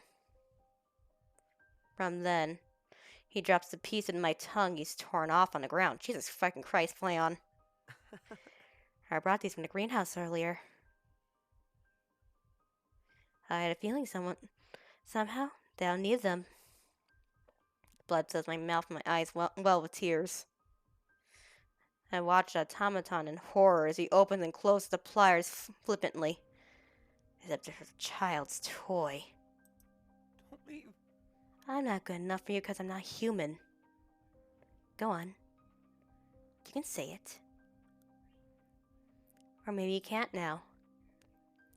I'm not good enough for you because you're so different. Because I don't have a heart. With the pliers shut in his fists, he laughs at me before plunging them deep into my chest.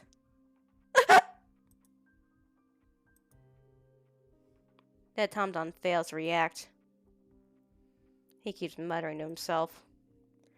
But just think. What if neither of us had hearts? Wouldn't that make us perfect for each other? You'd finally stop hurting. You'd stop thinking about how I'm not Flayon. And I'll finally stop comparing myself to humans. He cranks the pliers back apart and spreads the wound he's inflicted. My blood bubbles through the gaping hole. I'm going to die soon. There's no way I'm going to live through this. Shh. He coos to me as I dry sob. Just be still, okay? It'll all be over soon. His pliers dig further into me, and his other hand is placed on my cheek. His thumb wipes my tears away gently. I only manage a weak gasp. The tongues of his pliers twist and puncture anything they can. My start starts fading. Don't worry. But it's a stupid heart of yours ruining you anymore. You be just like me. You finally know how I feel. That's why you'll forgive me if I stop it, right? He takes hold of my beating heart in his pliers and bursts a hole in it. 'Cause you don't know any better. You're mine. I can make you happier than anyone else. Don't leave. Wait, No. don't go. No! Don't go, I said. Stay with me forever. You promised you would. Jesus Christ, Leon.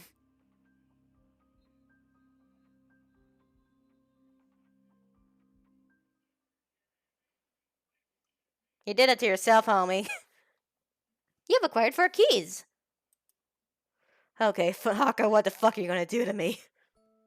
I know you're the cannibalism route. What the fuck are you gonna do? Bernaneta. Yes, that's me.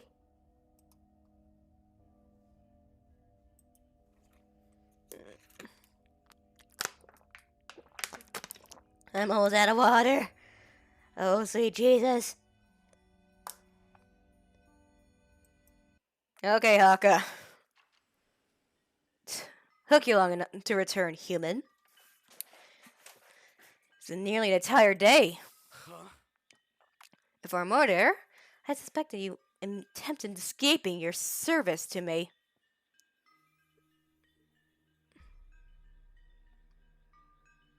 The offering you brought back from this place called supermarket better be the finest in the land. There wasn't a supermarket available, unfortunately. With how far out we seem to be in the countryside, there weren't really many options. There was a farmer's market a while away, though. Took me forever to hike back up the mountain. That's why I'm so late. Excuses. But I suppose I'm merciful enough to put it behind us since you are well-intentioned. He speaks down to me. From what I've seen so far, it must just be a part of how he communicates with the mortal realm. He isn't human after all. He's a demon. A crow one at that. Locally referred to it as a karasu. What I see before me now is a karasu demon that I accidentally summoned when I'd landed in a parallel world. How it happened is a little embarrassing. But essentially, I wound up bleeding on a statue in another Sinakuni-like place. And had met a Banzuin Haka look-alike there. The demon in front of me doesn't know who Haka is. He's never heard of him. Even after I tried explaining Gil Tempest and Haka's role as the exorcist, the cutest and coolest of all Xenokuni and all that, I've been dismissed. It's always like that with this Karasu demon. What's worse is that maybe I'm getting used to it. Well, other than me, the Karasu demon is interested in the groceries hanging from my elbow. Plastic rustles when I set the bags down on the living room table. I got him an assortment of fruits, vegetables, meat, fish, and dairy products. What had been weird about the farmer's market is that they'd accepted the same currencies back in my world. Convenient. What do you think? What do you think? He leans forward to peek into the bag, but his expression doesn't change. Prepare them for me. Huh? Are they fine how they are? The fruit and vegetables should be fresh. Do tell me. How many raw food offerings from my worshippers do you think I've tried in my years of existence? These, as they are, bring little value.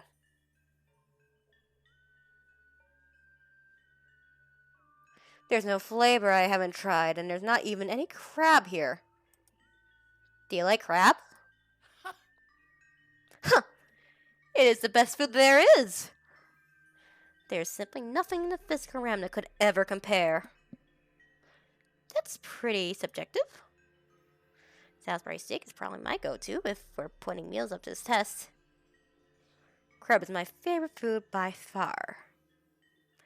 But it's been some time since I've had any, Humans are so uncreative. And by that, I mean that I will die if I eat another apple. Do not feed me an apple. Do you understand? Got it. Wait, why am I playing along? There's something more important I should tell him. You have to be prepared of food, but... Do tell me. But what? I feel like you should know that I'm not a very good cook. Weirdly enough, maybe Haka, the one this demon looks like, had enjoyed cooking the most. Then you'd best learn. In one sitting? Your pathetic mortal struggles do not interest me. I just want to feast, human. It's been years since I've been summoned, and my physical manifestation is hungry. Okay, as long as you're not going to be too hard on me for anything. Fearful of your own incompetence? Fine. If I find myself fond of the taste, then I will not complain. There is a kitchen attached to this living room. I've used my magic so that the stove there should work. That is all. You may go. Looks like I'm being sent away. I take the ingredients back with me and hope that I can remember how to make food. Oi. Can you at least clean up the damn place? Holy shit. We live like this. The kitchen is dark and signs of neglect show on the surfaces of its supplies all around. Dust, cobwebs, everywhere. Is this space really okay for preparing anything? I checked the stove and, surely enough, the gas sparks and ignites a fire. I'd like to harass with him had meant what he said.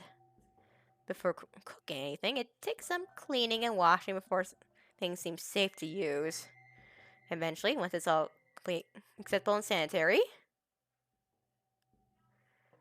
Ooh. Then I return to the kitchen and I think what to make crassidimon. Strawberry.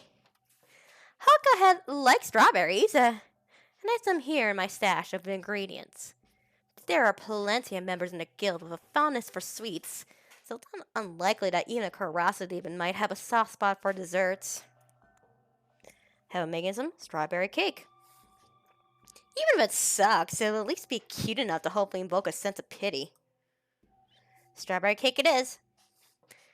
I prepare it one bit at a time.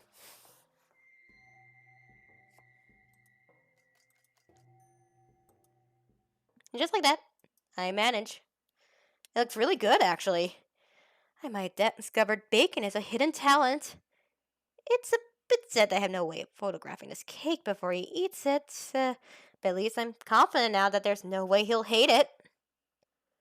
Probably. It's a perfect specimen of a cake.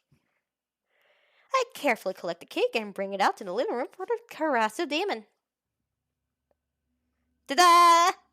Look what I brought you. Oh? Well, it looks the way it should. Karasudemon carefully angles his head as he observed the cake. However, try as he might, You'll never find a flaw. Frankly, I deserve a trophy or a blue ribbon or something for making him such a beautiful strawberry cake. We'll see. Is he determined not to like it? I don't know. I see him wield his fork and turn it to the side so the edge can slice off a bite-sized piece. He places a bite of cake in his mouth and then swallows.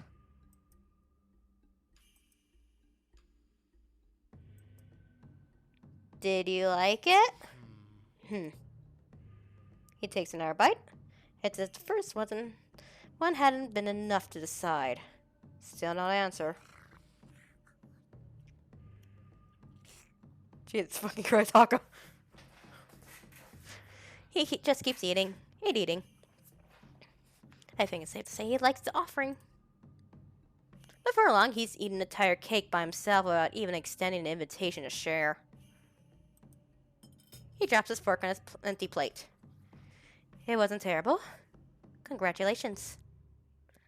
Woohoo! Yeah! Woo! Yeah! A victory for me! But I'm still hungry. Still hungry after eating an entire cake by himself. What a pig. Why are they in such a hurry to make sure I don't stay happy? There aren't enough ingredients left for me to make another whole cake. Then make something else. I'm still hungry, I said. Yeesh. I collect the empty plate. What makes a mate? Can't go wrong with my own favorite food, can I? Salisbury steak. Here we go. It takes me a bit to figure out where to start. Reverse engineering the recipe. I'll need to make some patties, gravy, and mashed potatoes. Okay. I got this. I'll be okay. Surely. Probably. Well, here goes nothing.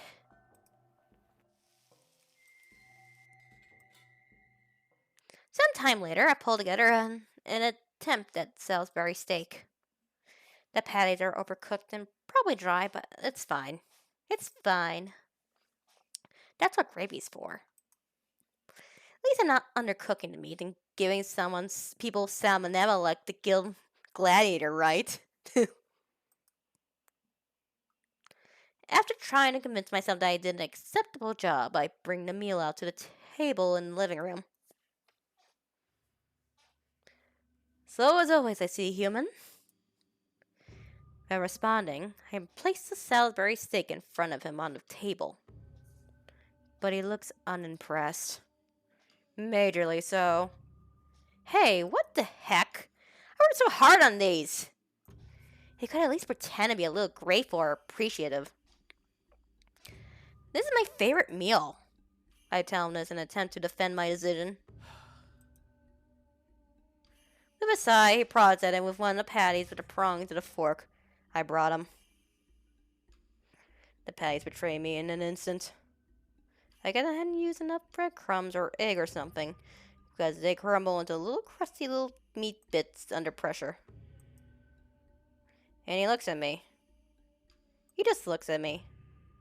You can't dismiss it so easily. It might taste good, I insist. Hear me out for a change. The Crassy Demon takes a couple bites, smearing the broken patties around in gravy. He chews. Good? I just want this to work. What's this? It's terrible. I don't taste anything. Do tell me. Did you even attempt to season? Come to think of it, I forgot that part. Don't ask me how. I'll try something else. Give me a second. I collect the failed dish.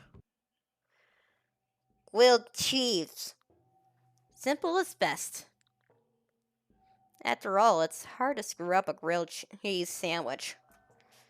It won't take me long to get it to him either. I set the ingredients needed and start up the stove. In no time at all, the sandwiches are ready. He used a little too much butter on the bread, so maybe his hands would get oily. But then again, when is there ever too much butter? They're messy, but isn't that the point? Actually, you know what? Ugh. I'll eat these ones and make them another set. Do tell me. Did you eat my food? How is that I immediately caught the moment I came out into the room? Ugh. You're a slave to your appetite and you disgust me. Hey. Anyway, let me have it. Put the plate down. Obediently, I lowered a plate in front of the Karasa demon. He leans forward to look it over, sniffing at the bread. I stay quiet all the while, holding my breath. What'll happen to me if he doesn't like it? Cut it. Huh? Cut this offering into pieces. It's too messy and I don't want it under my talons. Wow, what a diva. I slide the plate closer to myself and cut the sandwich into bite-sized pieces for him. Like a baby. He watches me suspiciously, as if he thinks I may steal his food. That's fair, though. I kind of already did. Once the sandwiches have been cut, he strains in his seat and samples the sandwich with a fork. What's this? This is what you stole from me? Uh-oh. He doesn't sound happy. It's a popular snack food.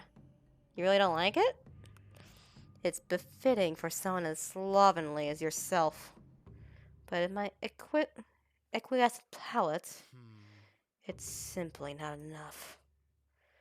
This shouldn't qualify as a meal. Why does he hate it so much?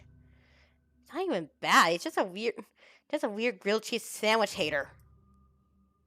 Take it. I'll eat it in front of him then. Nom nom nom nom nom nom nom nom nom nom. I don't care what some snooty demon thinks about grilled cheese sandwiches. Good food is good food. So true. So true, me. I take the plate away. Do tell me. There's nothing left, is there? There's still some supplies left. You disappoint me. What? How? Had he or had he not devoured my entire cake by himself? Fat ass. Your offerings are not good enough for me. And yet you dared summon me? I should make you pay for it. You ate my cake, though! How can you say that I disappointed you? You offered me, you brought the other two out. You offended me when you brought the other two out. Did I not tell you that I was still hungry? And I had every intention of feasting? Since when did this situation become about appeasing you? You can't be serious! I am serious! Why do you think you can boss me around like a servant or something? Because you are a lower being, human. And it's the natural order of things for you to worship me. I have been patient enough towards your insolence. The demon rises from his chair, and his wings beat down around him.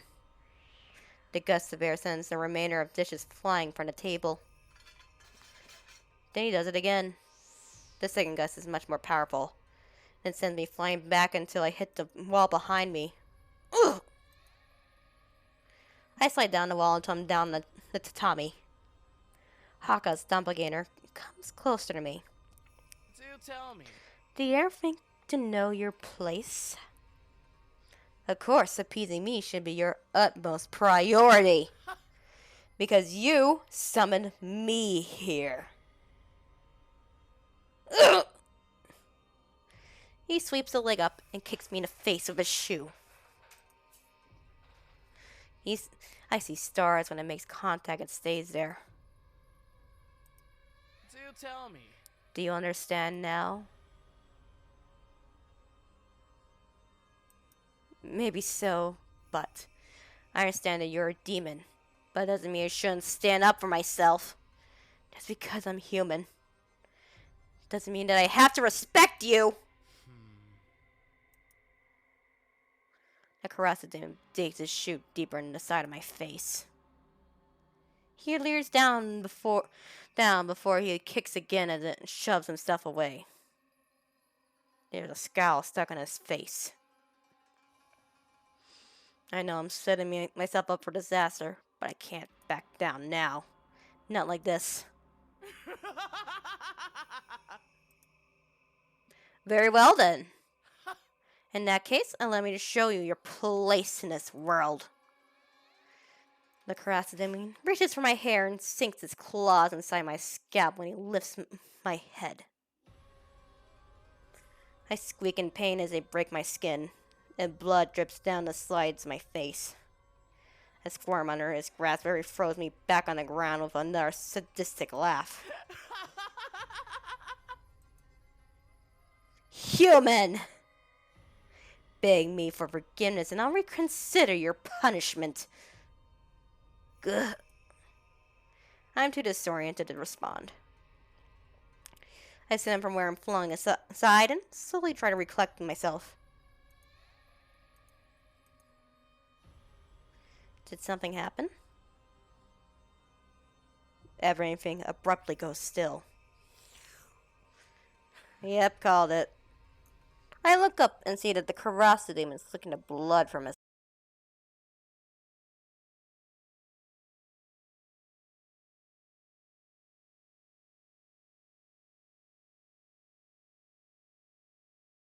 nails. He's doing it and then... delicious.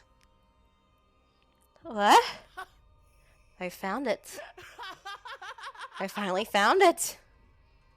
You were useful to me after all. You're so delicious. I can't believe I didn't think of this before. Bad bird. As it claws past my skin and chews on whatever it can rake out from under it, I don't feel any pain. Why? Is it just so painful that I don't feel anything anymore? The body's a strange thing. I watch as the Harassment demon helps himself to my innards, pulling my organs out from beneath my ribs like a pinata full of candy. My blood stains his teeth.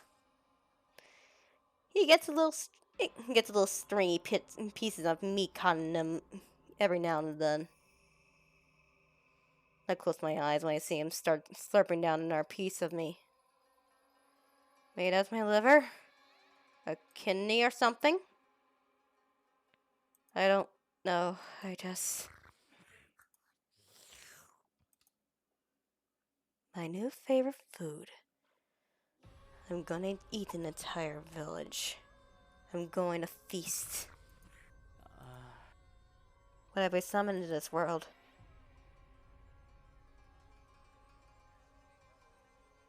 Thanks, Haka. Very cool. I'm still not giving you a finger, you little pretty bitch. Yay. Actually, since he's a demon and I'm a human, it's technically not cannibalism because we're two different species. Okay. Shinri, please be fucking normal.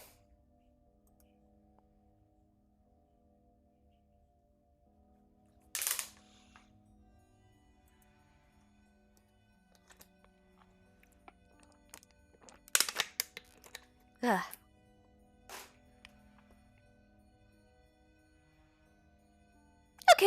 Okay. Final route, and I think there's a true ending. Then we're done. Huntsman.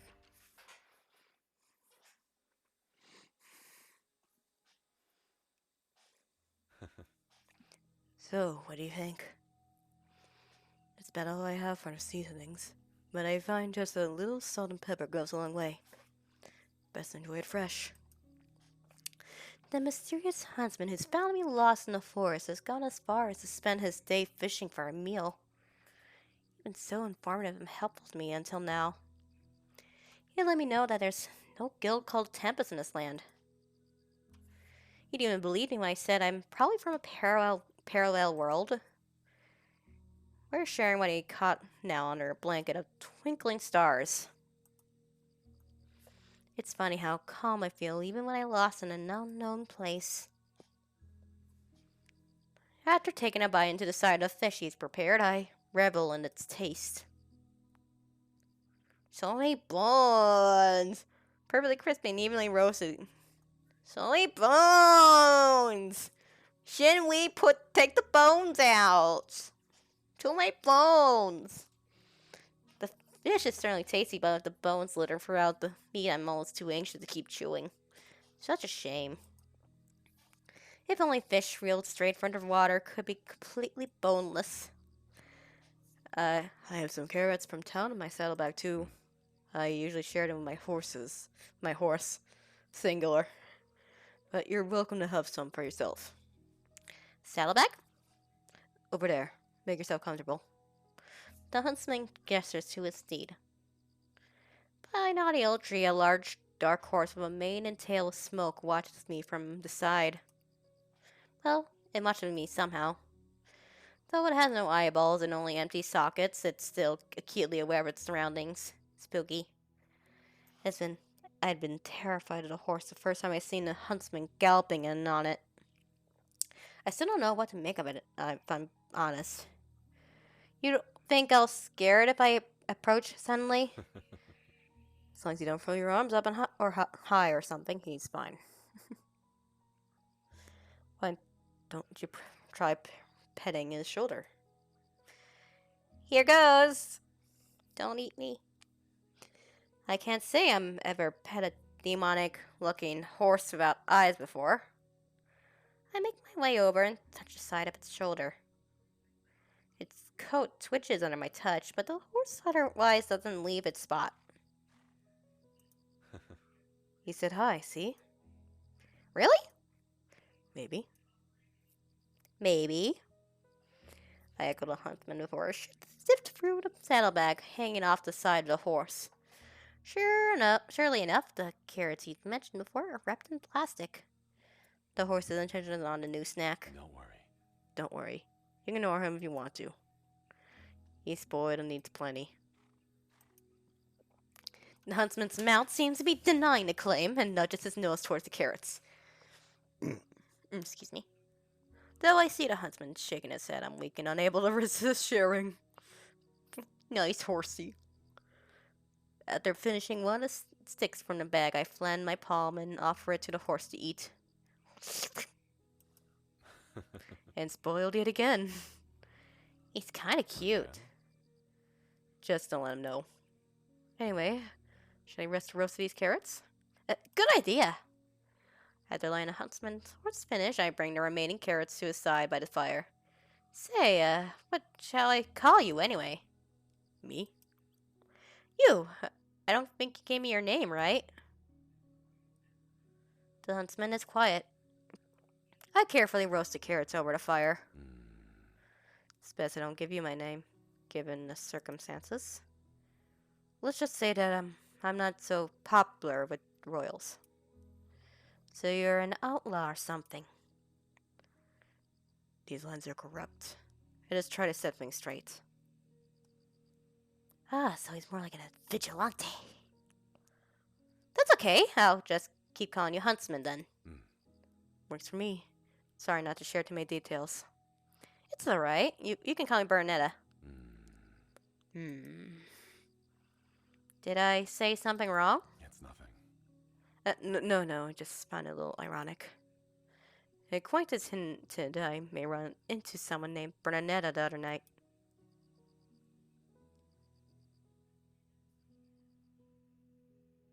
Small world, isn't it?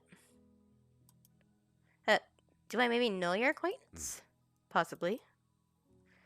I've had some conversations with him here and there, but we've yet to meet in person. You can call us pen pals. So it's a long distance. Hopefully you two get to meet someday. Hopefully you two get to meet someday.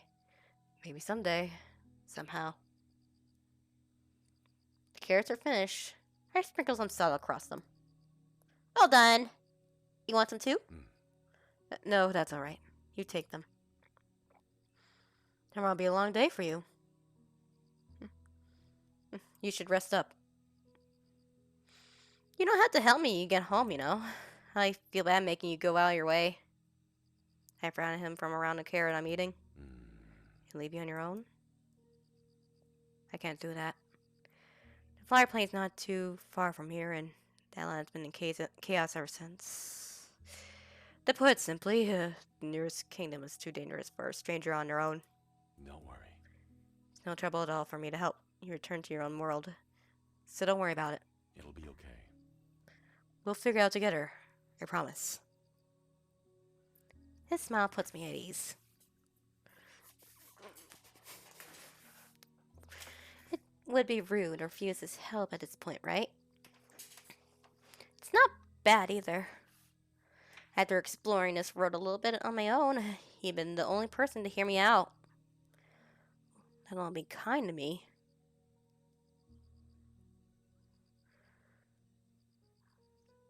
Thank you, Huntsman. After taking turns to bathe in the river, we wrap up in the night fairly early. I'm more exhausted than I thought. It doesn't take me long before I drift off to sleep. Or at least I think I'm asleep when I hear the huntsman talking to himself. Hey. Hey there. So you hear me too. Somebody's there, right? I don't hear another voice responding to him. Bernaneta's right on my side. Me? I'm losing you. Say that again? I was trying to listen harder, but there's still no other voice present. The huntsman's talking to himself outside my tent as if someone is there with him. I wonder if I should worry. I'm not sure. Don't worry. I don't know. Don't worry. I'll keep Bernaneta safe. I'll try and keep you posted around this time again. The conversation with himself ends. Everything goes quiet and I hear the huntsman shuffling over to his own tent. Too sleepy to keep pondering, I drift off to sleep. Sleep well.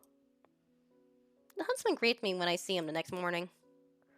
I remember how unsettling it had been to hear him carry on a conversation with himself last night. Should I try to bring it up now?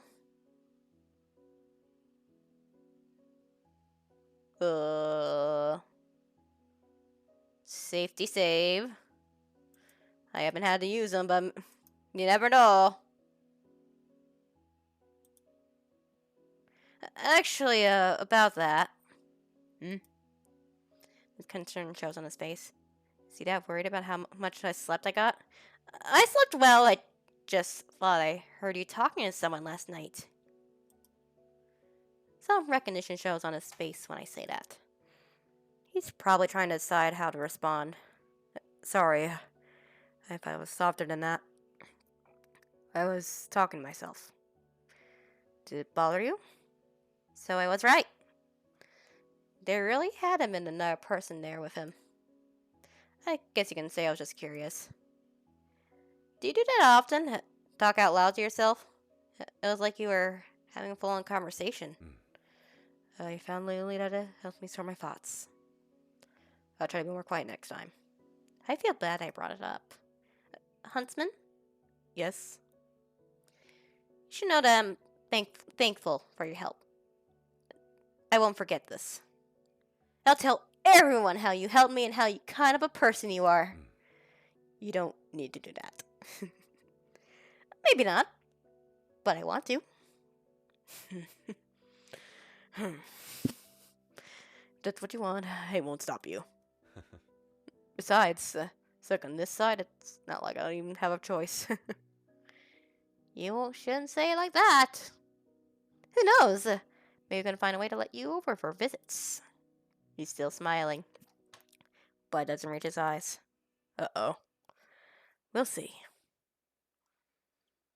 The huntsman gazes across the forest. We should have breakfast soon, Bernetta. It'll be okay. Let's head to town and see what we can find there, alright? Alright! For a moment, he pats my shoulder. He's so mysterious and kind. I wonder where I've met him before. I just wish I could help him more. I wonder if I'll ever know what's passing through his head.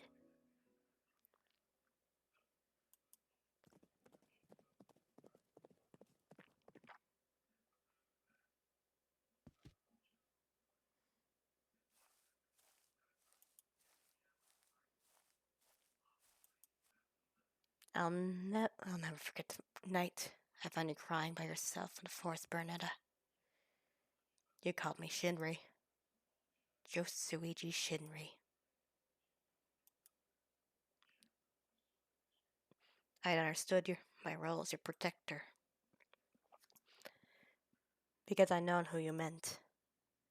Prior to your arrival, Shinri's voice, as well as his memories of you from the other side, had reached me. Stronger and stronger. Realms apart. It didn't matter. Shinri and your guild companions were searching for you.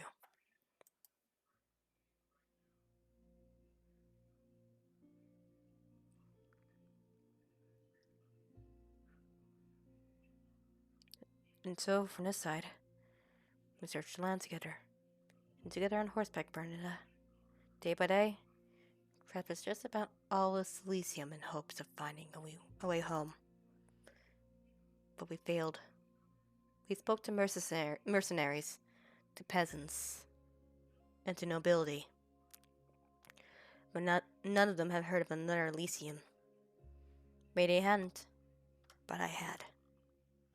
Because, for reasons I hadn't told you, I've been wanted by many kingdoms for a long time. I wonder, have you heard of something called Doppleganger? The hit new visual novel by Gil Tempest? I'm too afraid to ask you. Because if I do, and the text I've stolen from a certain king turned out to be true, it means that in order to leave this place, you have to.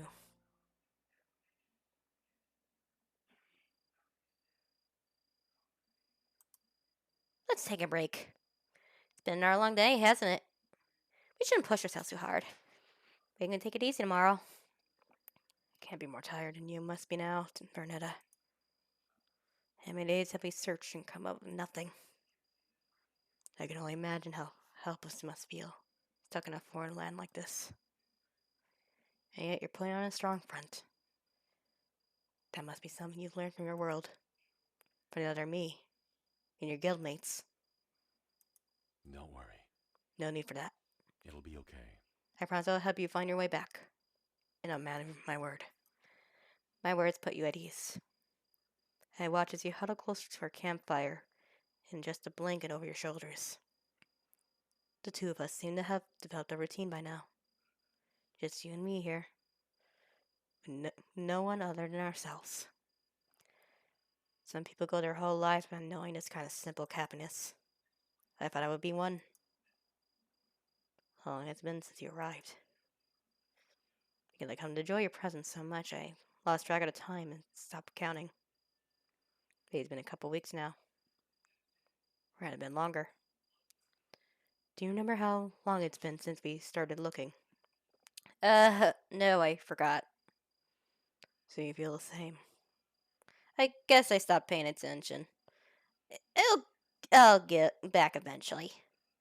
This isn't terrible. You've been a good friend to me. Really, that no one said that to me before. I can recall a time anyone's ever referred to me as their friend. I pull on the brim of my hat. I forgot to keep count too. I suppose it can be helped. Right? Anyway, you take your turn bathing first tonight. I need to make some preparations for tomorrow. Oh, yeah? Tomorrow? A few days ago, I asked you about your birthday. You couldn't tell me. That. How can I explain that my memory doesn't go that far back? It's like this world is. I thought that was really sad, Huntsman. Today? Did you? Of course you would. So we're celebrating your birthday tomorrow. Your birthday going forward and will be 11/20. That's not correct, but let's go with it. Don't forget, okay? If you say so. I'll tell you that I don't need it, but you're too excited for me to try and stop you. I'll take a bath now. Good. Take your time. The moonlight makes the river shine silver. I take my time in the water. My hair sticks to the nape of my neck when I wash it. Then I think about how you call me your friend. You've gone as far as to make up a birthday for me, too. What if we were happy like this, Bernaneta? What if we didn't want to go back anymore? No. I can't think like that.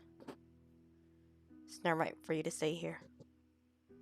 I can't believe the thoughts are even surfacing in my mind right now. I close my eyes and try to escape them. And when I do, I see a memory. One of his memories.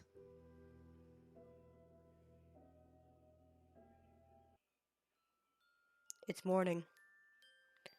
Shinri's happy and starting a pot of coffee with you and your friends. Someone with 2 different colored eyes spills some on himself, and his pet jingles loudly as if sleeves and splash. A man with blonde hair is arm wrestling with a smaller man in a ponytail. A young man in white and blue is carrying a still sleeping redhead teammate into the room on his back. Do you just not want to wake up? Seems like it. Let's give him 30 minutes.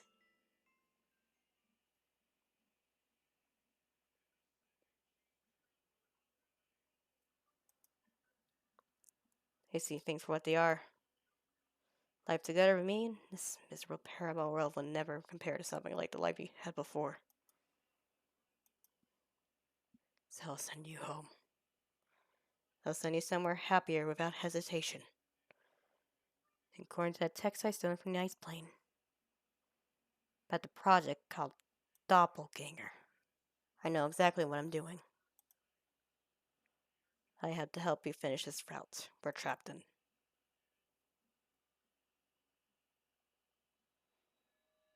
Today is the huntsman's birthday. Since he told me he couldn't remember his real one, I thought it might be fun to try celebrating today. Oh no, Shinri, what did he do? Shinri! Shinri! He doesn't know it, but I'm have to prepare a gift. I'm excited to give it to him. If only I could actually find him. He's not in his tent. Weird. Huntsman! Are you here? Sign for me, our camp is empty. His horse is gone.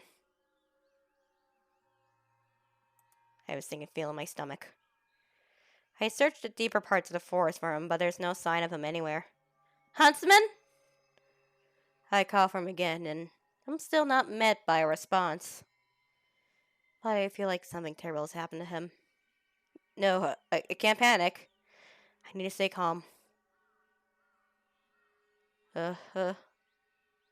Search deeper in the forest. Deeper parts of the forest for him, but there's no signs of him anywhere. Again.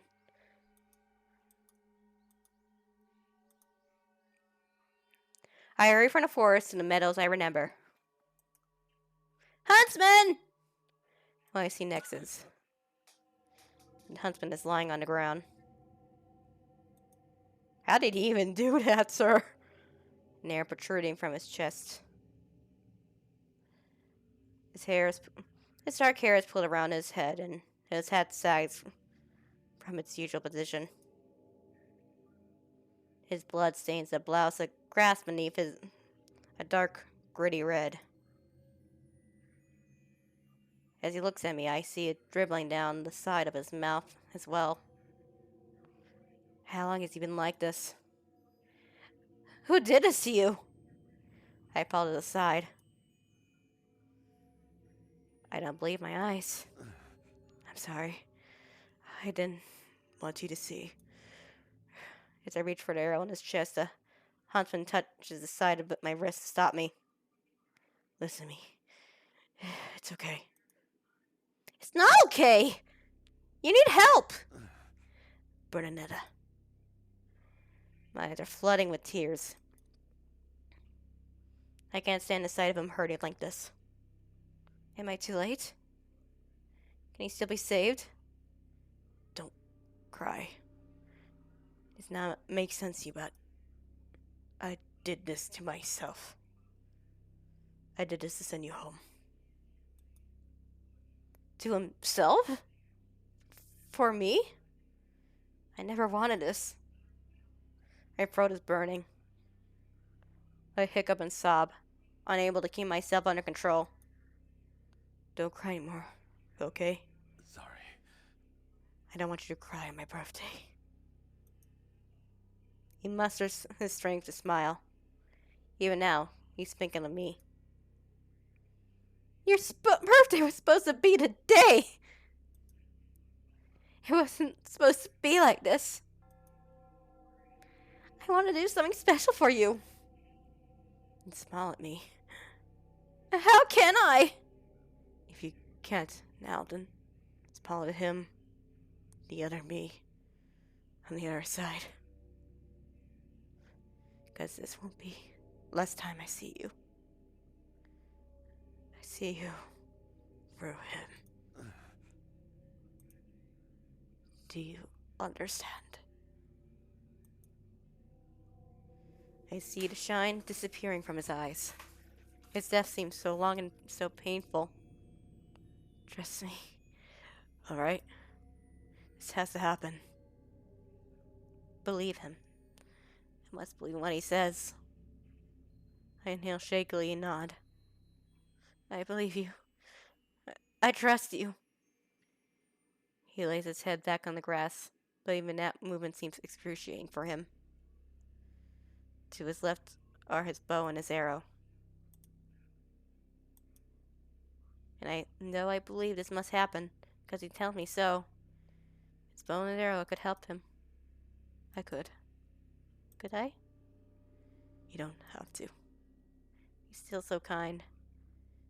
Allow me to leave him here, but I can't do that to him. I will. Rise from where I'm crouching. I'm lightheaded from crying, but I collect arrows and raise the bow in my hands. End his suffering. I aim between his eyes. His smile has finally met him this time. I want to help him. I don't want him to hurt anymore. And more importantly, I want to smile for him on the other side.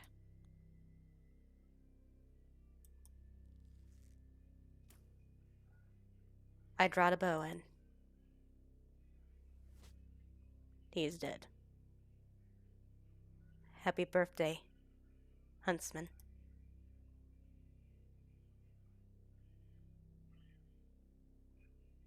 Yay! Good God.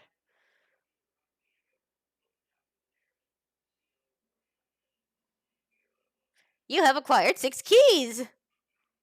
Yay!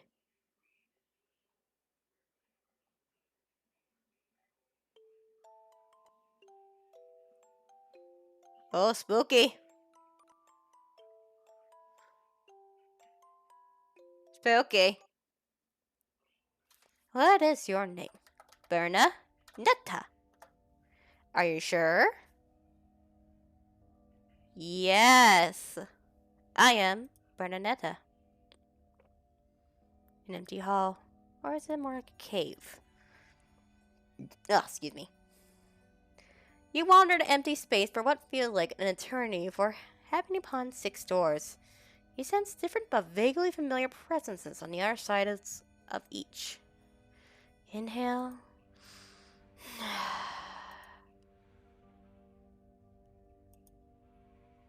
In. Somehow, you know that your journey won't end until you pass through all of them. You may take as long or as little as you like, but you must still pick the door. Now then, Bernaneta, which will it be? I believe I had to do this bitch again.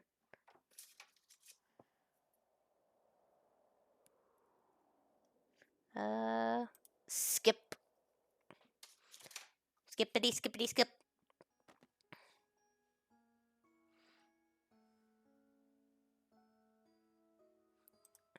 Are you really, Altair? I blurred suddenly about thinking. Disdain rippled across his face as if he's offended I ask. But the next blanket's gone. Yep, it's me, Bernetta. Actually, the boys and I were looking all over for you after you disappeared. We were worried sick. This person knows my name, knows about the guild, knew that I went missing. He knows everything that Altair would. I must be overthinking it. I realize I'm still being talked to. I figured you might be trying to pick on one of your own. But you wandered out this far. Like my Halloween costume? No.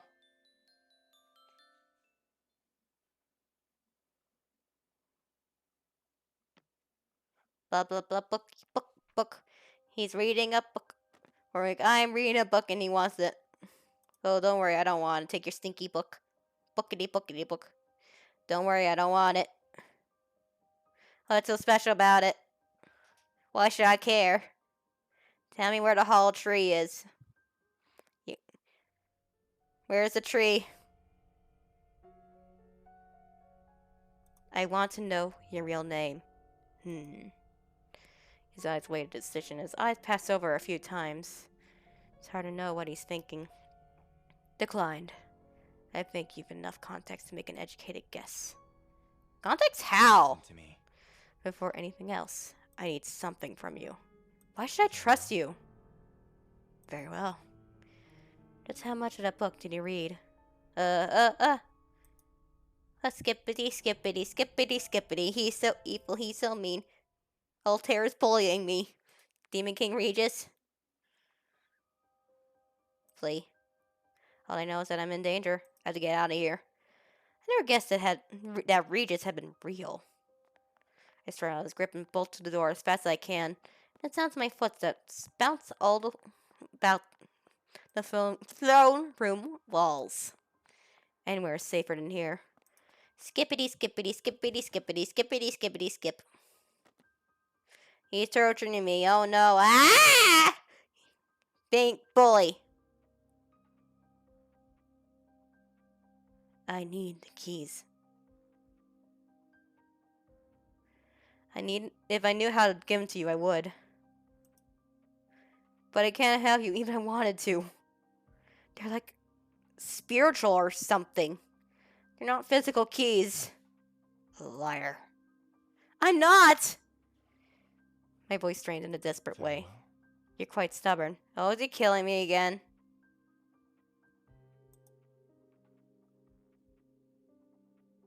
Blah, blah, blah. He's murdering the fuck out of me. Oh, God.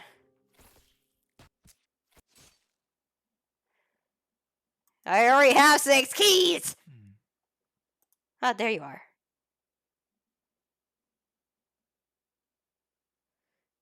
Take my stupid key, you bitch.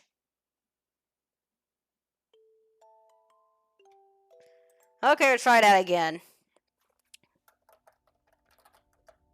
Yes. Please. It's almost ending time. I need to go. I'm out of water. I'm so tired. Oh, there. Take the stupid key. Fake old hair.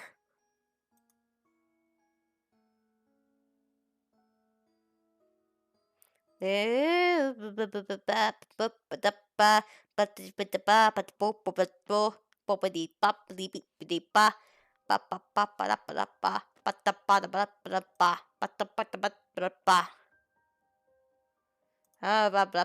don't care. Let me go. Where's the tree? Is Elysium flat? If you told me that, I'd believe you. Excellent. That makes things easy. Listen to me. Before anything else, I need something from you. Why should I trust you? Ba-ba-da-bee-ba-ba-da-ba. Ba-da-ba-ba-ba-da-ba. Demon King Regis? Mr. Regis? Hit him. Cause that's funny.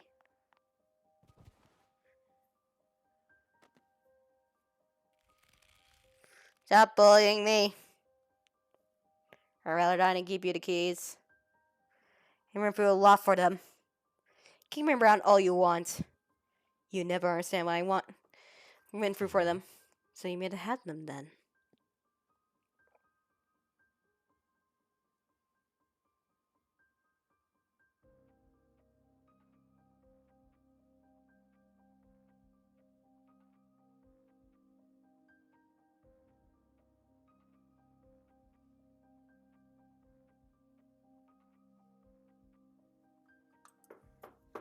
I don't know what they're for yet, but I'll never give them to you. Is that a challenge? Very well. You're quite stubborn.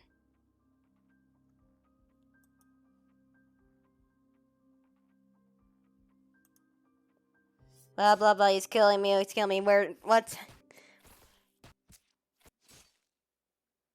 What's the true ending? Oh, I'm fucking blind. It's right here. Hi, truth. What was my name? Bernaneta? Yes. In the vast darkness, another door appears to you. A mysterious door with 6 keyholes, each of them with a different jewel-colored lining. As you approach it now, you know where it'll lead. After all, you've been through a lot to get here. You remember the many stories you witnessed and played part in. The huntsmans, the demons, the abandoned automatons, the showmans, the exiled princes, the demon kings. All 6 keys you worked hard to collect dissipate into the abyss. A lock clicks, and when you finally open a door,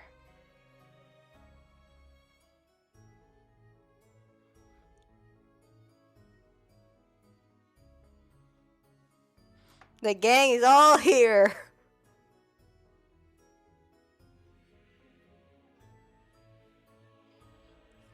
In this descending order of horror.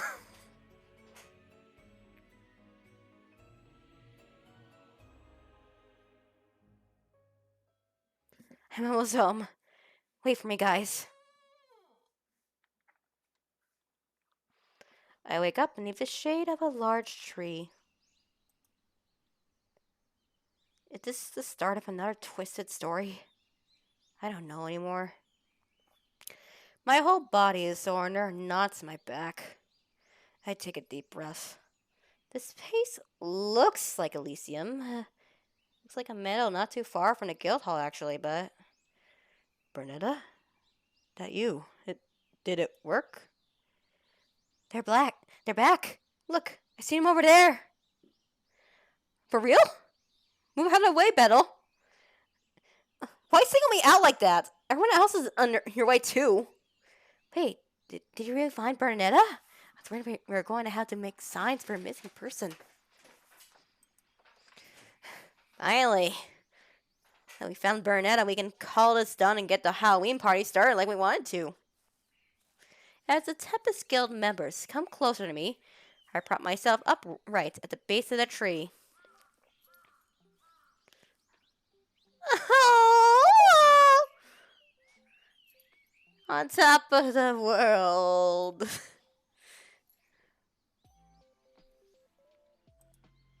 I'm stunned and at a loss for words. We're in the same boat. Because I've experienced so many tragedies, I don't even know what to say to them. Would they believe me if I told them what I saw?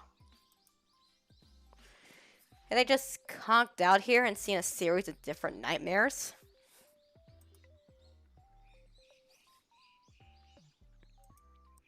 No, they'd definitely been real. I can't believe otherwise. Sorry, everyone, for making you worry. How long have you guys been looking for me? Way too long. By that I mean a couple of days now. Are you alright? You look like you've been through it. Want me to carry you back? How do you approach this subject? Was I here the whole time? What did I look like when you saw me? You look like you were sleeping just now. But you definitely weren't here the whole time. Research must have leasing for you after you were gone too long. Yeah. Altair sent me and Shinri out this way to check yesterday. We didn't see you then, but maybe we just didn't notice. Who knows? No, that's not it. I was over here 2 or 3 times when we looked. So I must have really disappeared and reappeared here.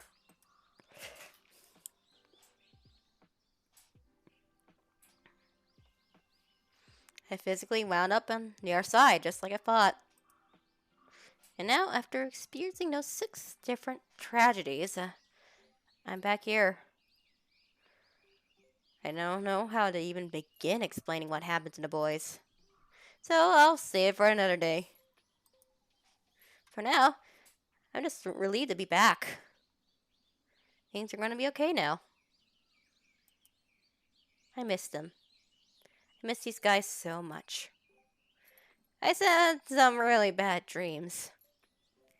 Really, really bad dreams.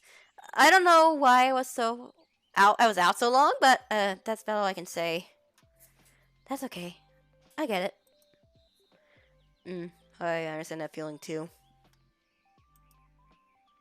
The two of them look at each other as if they know something I don't before they look at me again.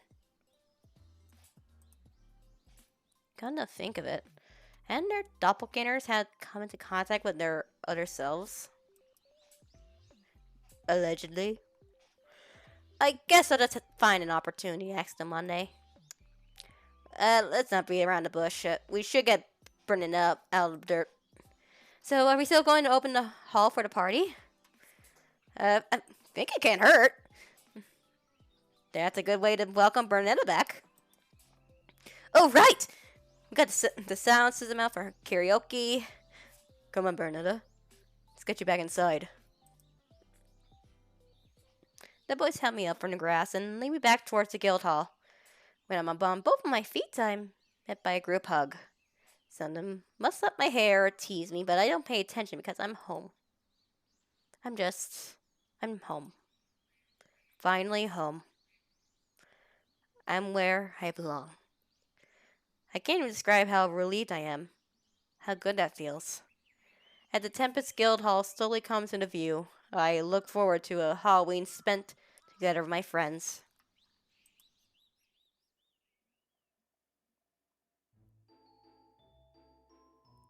Woo! Yeah! Woo! Yeah! Woo! Stinky. Stinky. Stinky.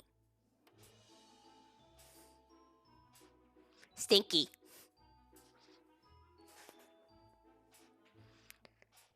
Not stinky, you're very clean. Very well groomed. Big stinky.